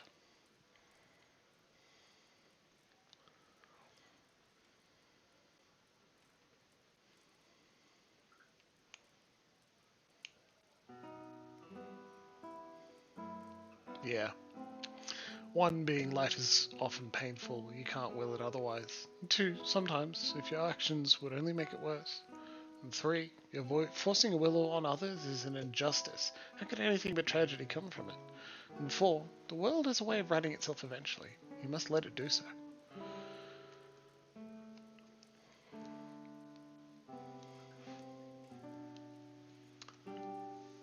We have 2 votes for 3. So I'm going to go with 3. And I think it's true. I did not see it as such. I sought to weave a cradle with my mind, but it became a prison. For the village, and for me. Your words have soothed my mind, in ways I did not expect. I thank you, Watcher, for the gift of your sight, for using it to guide me out of the prison of my mind. Let us hope it can also free you from the illusions Theos has woven around you. Addendum added. Dream and memory. Quest complete. That's that. That's her whole quest. And you may think, wow, okay, there was essentially no combat. Don't go to a particular place to investigate. Don't pick up another book. Don't, research. It's just talk to her over a couple times, rest a couple times, talk to her again, and then hear the whole story and make a decision. If you're really big into video games, right, you really clicking attack and clicking on an enemy, or using a particular item on a particular puzzle to have a hilarious response, that could feel perhaps a little bit unsatisfying. Even in a Dares quest where a lot of them are just go talk to something, you're still traveling to Defiance Bay, getting the records, traveling to another place, then having the dialogue choices, right? Grieving Mother's quest is still really good. It's really hard. It's really... There are a lot of answers that seem legitimate and very hard choices. And I think it's excellent. I'm really glad that someone had the sense to say, okay, so the main plot of this game revolves around soulless children being born. We should have a midwife, right? And they took that aspect of the character and then wrote it to the end. It was really satisfying. I'm glad we saw it. Lavender and Lye. On a remote island in the Deadfire archipelago, the famed apothecary Tamawatu creates potions and unguents that are renowned from Nasatak to the southern edges of the eastern reach. He boasts that the secret to his success is a location within the archipelago from which he has access to not only to a huge array of native creatures and plants, but also to merchants travelling from all the settled parts of the world. Lately, Tama's home and laboratory have come under attack by pirates, forcing him to flee from island to island almost every day. The apothecary's clients and Tama's many children have played with the pirates to stop their pursuit. Receiving no sympathy from the pirates and no help from the mainland rulers of Abet, they've turned to mercenaries in the Eastern Reach. Kana, head home, solve a problem for us.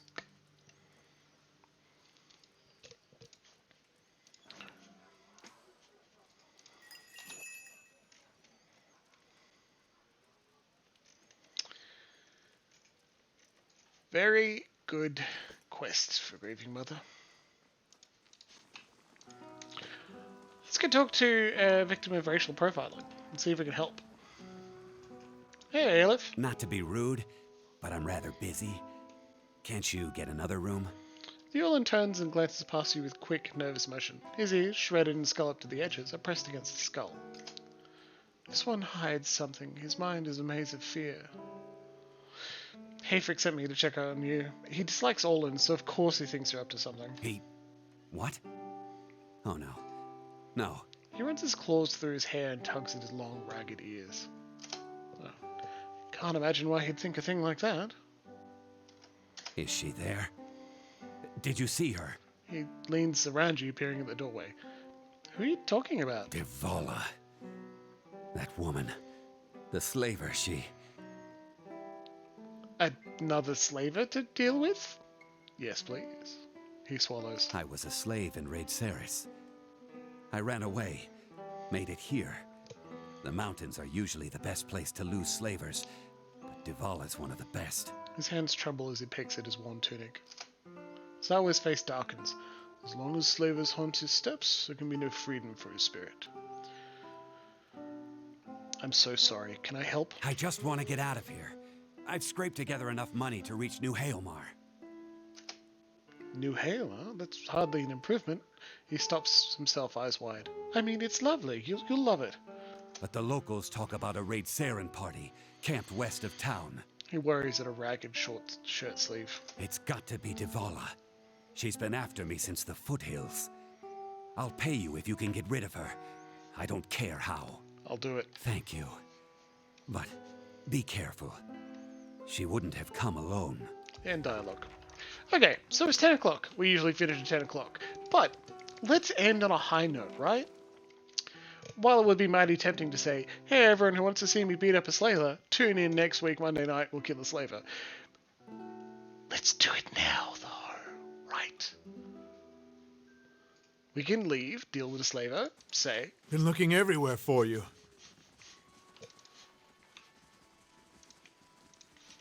Yes, we'll talk to you in a minute, Tealdor. Russet wood.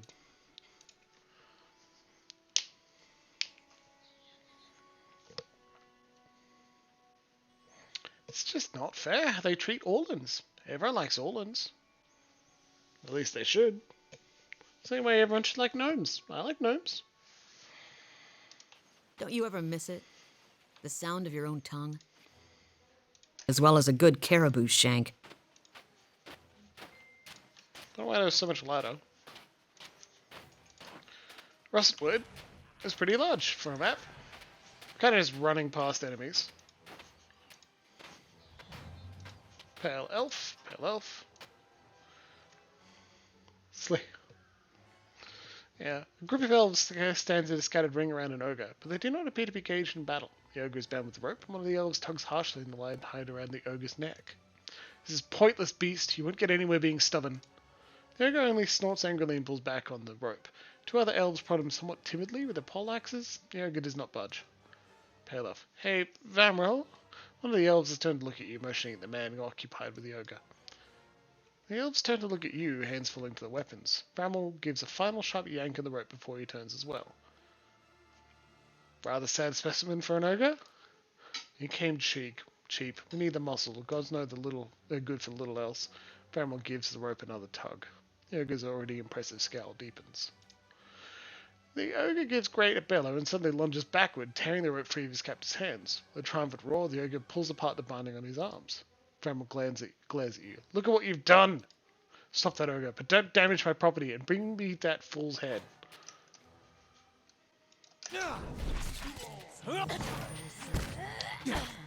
I don't think we're going to give an option to not kill the Prague ogre, but I promise you we're going to do our best to try. Okay? In fact, everyone's AI turn off. Just so we don't get any AoE damage. We don't.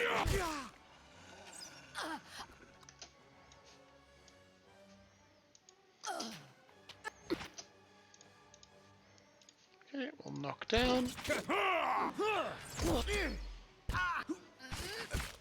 I shall end.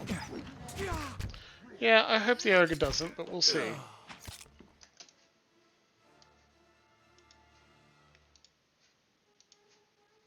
If I click in the right place, we'd do better.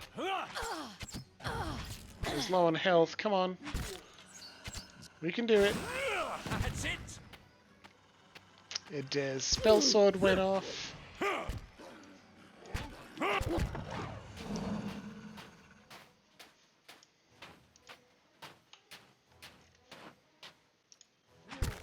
Yeah, he attacks Itamak. Sorry, Ogre.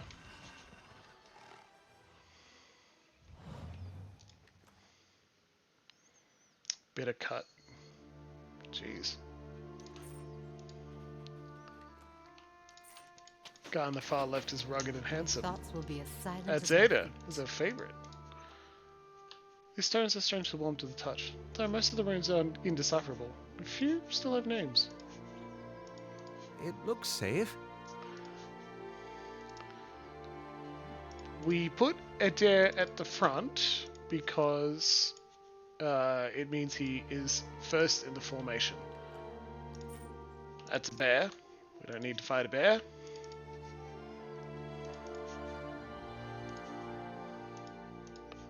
We're looking for slavers, not ogres. Yes, it is also in a marching order. Okay. Just a little bit longer. I'd say 5 minutes, and if we don't find slavers, we might have to do it next time. I'm afraid we can't go too far over time, alright? Slaver, slaver, slaver.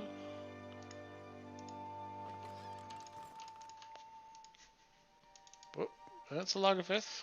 Nice troll, I'll leave you alone.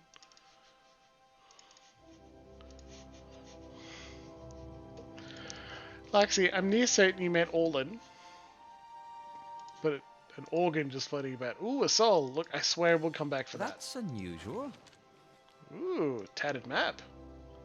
Cluster of trees. Could be anywhere in White March. Alright, we'll probably find out more once you talk to the soul. Hey, slaver, got you some some organs. I know you like it.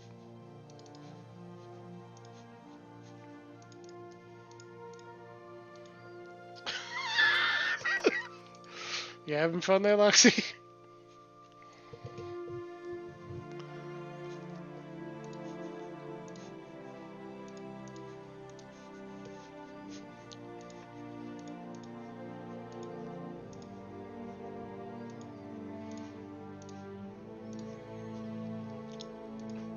While we could not save... Ooh, Rustwood Crater.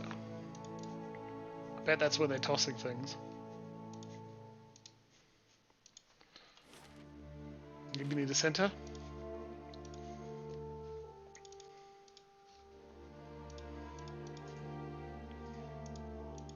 Oh, dying winter wolf. This wolf lies in the snow, panting with exhaustion and pain. An arrow has pierced its foreleg, jutting gruesomely from the animal's flank. Wolf growls softly as you approach, tail between its legs. Chanter, sing a song to calm the wolf. Gradually, you approach the wolf slowly, singing a low and lilting melody. The animal's ears flatten, but it stops growling. Gradually, the wolf stills, though it still gazes up at you fearfully. Resolve 16. Calm the wolf. You approach the wolf slowly, speaking in calm and low tones. Gradually, the wolf stills. No, it's the same thing as before. Okay, examine the wound. Perception 12. The wolf appears to have crossed the hunter's path. A silver arrow juts from the wolf's right foreleg, embedded a short distance into the limb. Even so, you suspect that trying to remove the arrow without knowledge and care could provoke further injury. Try to remove the arrow. Sagani moves forward to aid the animal. Your efforts to calm the wolf seem to have paid off, for the creature remains still, save for the occasional whimper. Sagani carefully removes the arrow, then binds the wound. Barely an instant after Sagani's finished, the wolf suddenly scrambles to its feet. Regards you for a few long moments, and sets off through the trees at a limping trot. Mako, sometimes you can call on allies. Sometimes, specifically, you need only one person can do it. I like when you can call on allies. It feels good. We like having allies along to do the things that we're not good at. But, particularly with main quest things, it's like, you gotta be good at it. His teeth? Slave tracker, we found him! Teeth marks upon the deer bone suggest a large predator.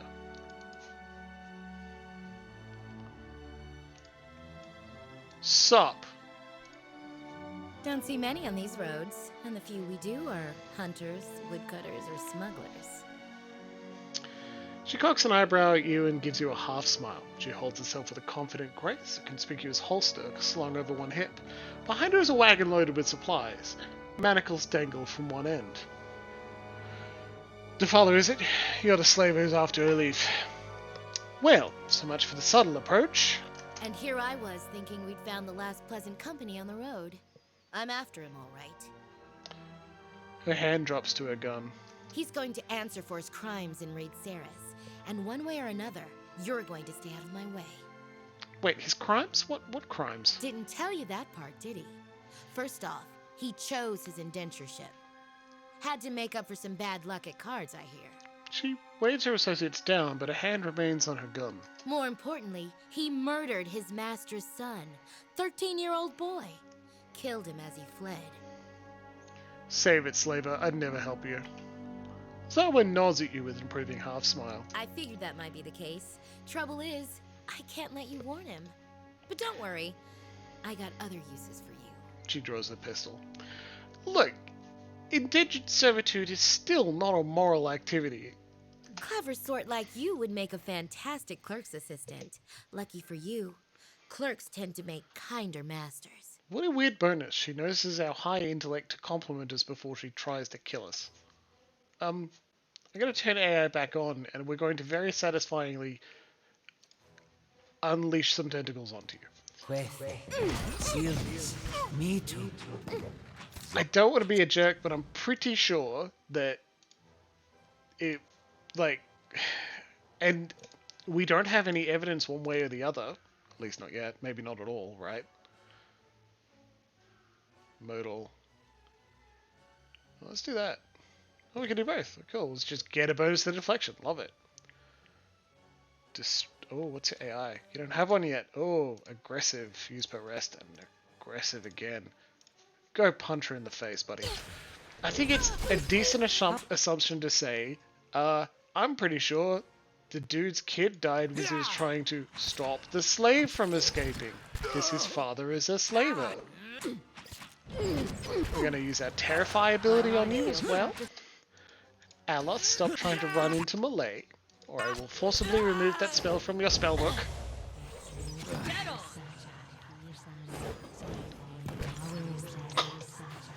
After and eat him up. Zawa is ready.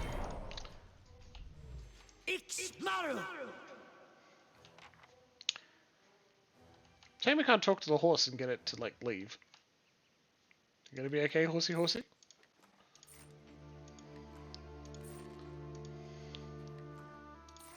Alright, let's get out of here. We still got a stealth because I think there's blight on the way. Shit. Okay, yep. Still got a stealth, I say, not stealthing.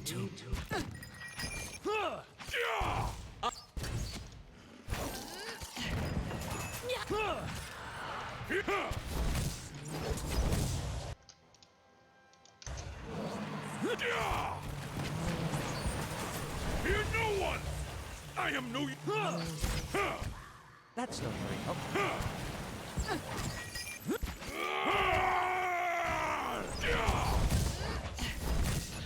He's very low on health now. My mind feels sharp as... Especially with his fly kick not dealing damage. Very well. Quickly and...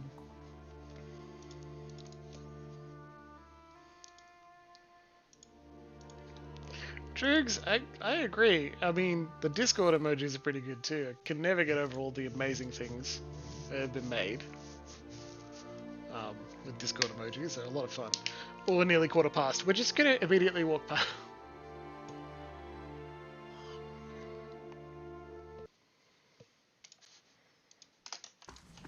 Okay, stop stealthing. Come on. We're running late tonight. Let's go. Yeah, exactly, Mako. Legal slavery is still unethical. You don't like it.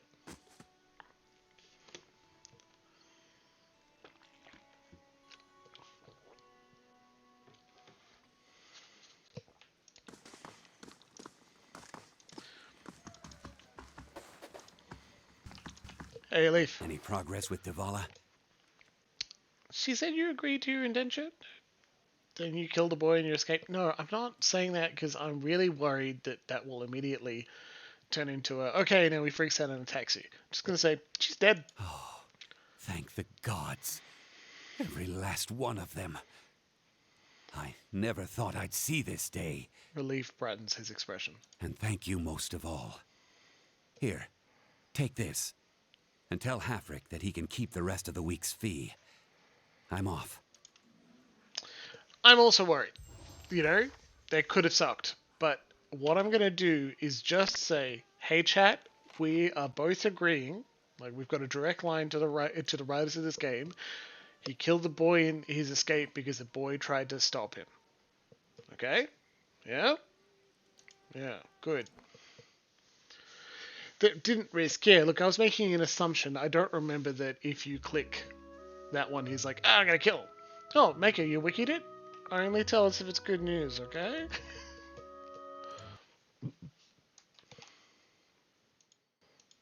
It's not? Not good news. Okay, cool. Maybe that's an assumption. The boy was also still a child. Yeah, because it's a Pillars game, so it can't end perfectly happily. That would just be too easy. Oh, the boy didn't try to stop it. Oh, shit. Okay.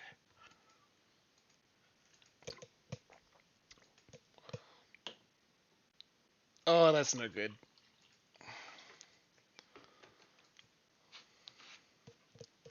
Well, that didn't help, did it? Leaf, come on, dude.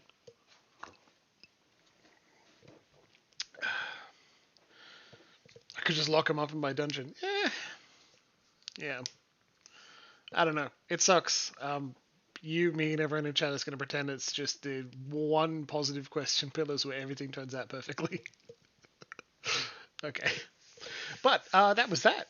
We went for a slightly longer session tonight. Hooray! It's good to see everyone. I'm really glad. Thanks for joining us, really.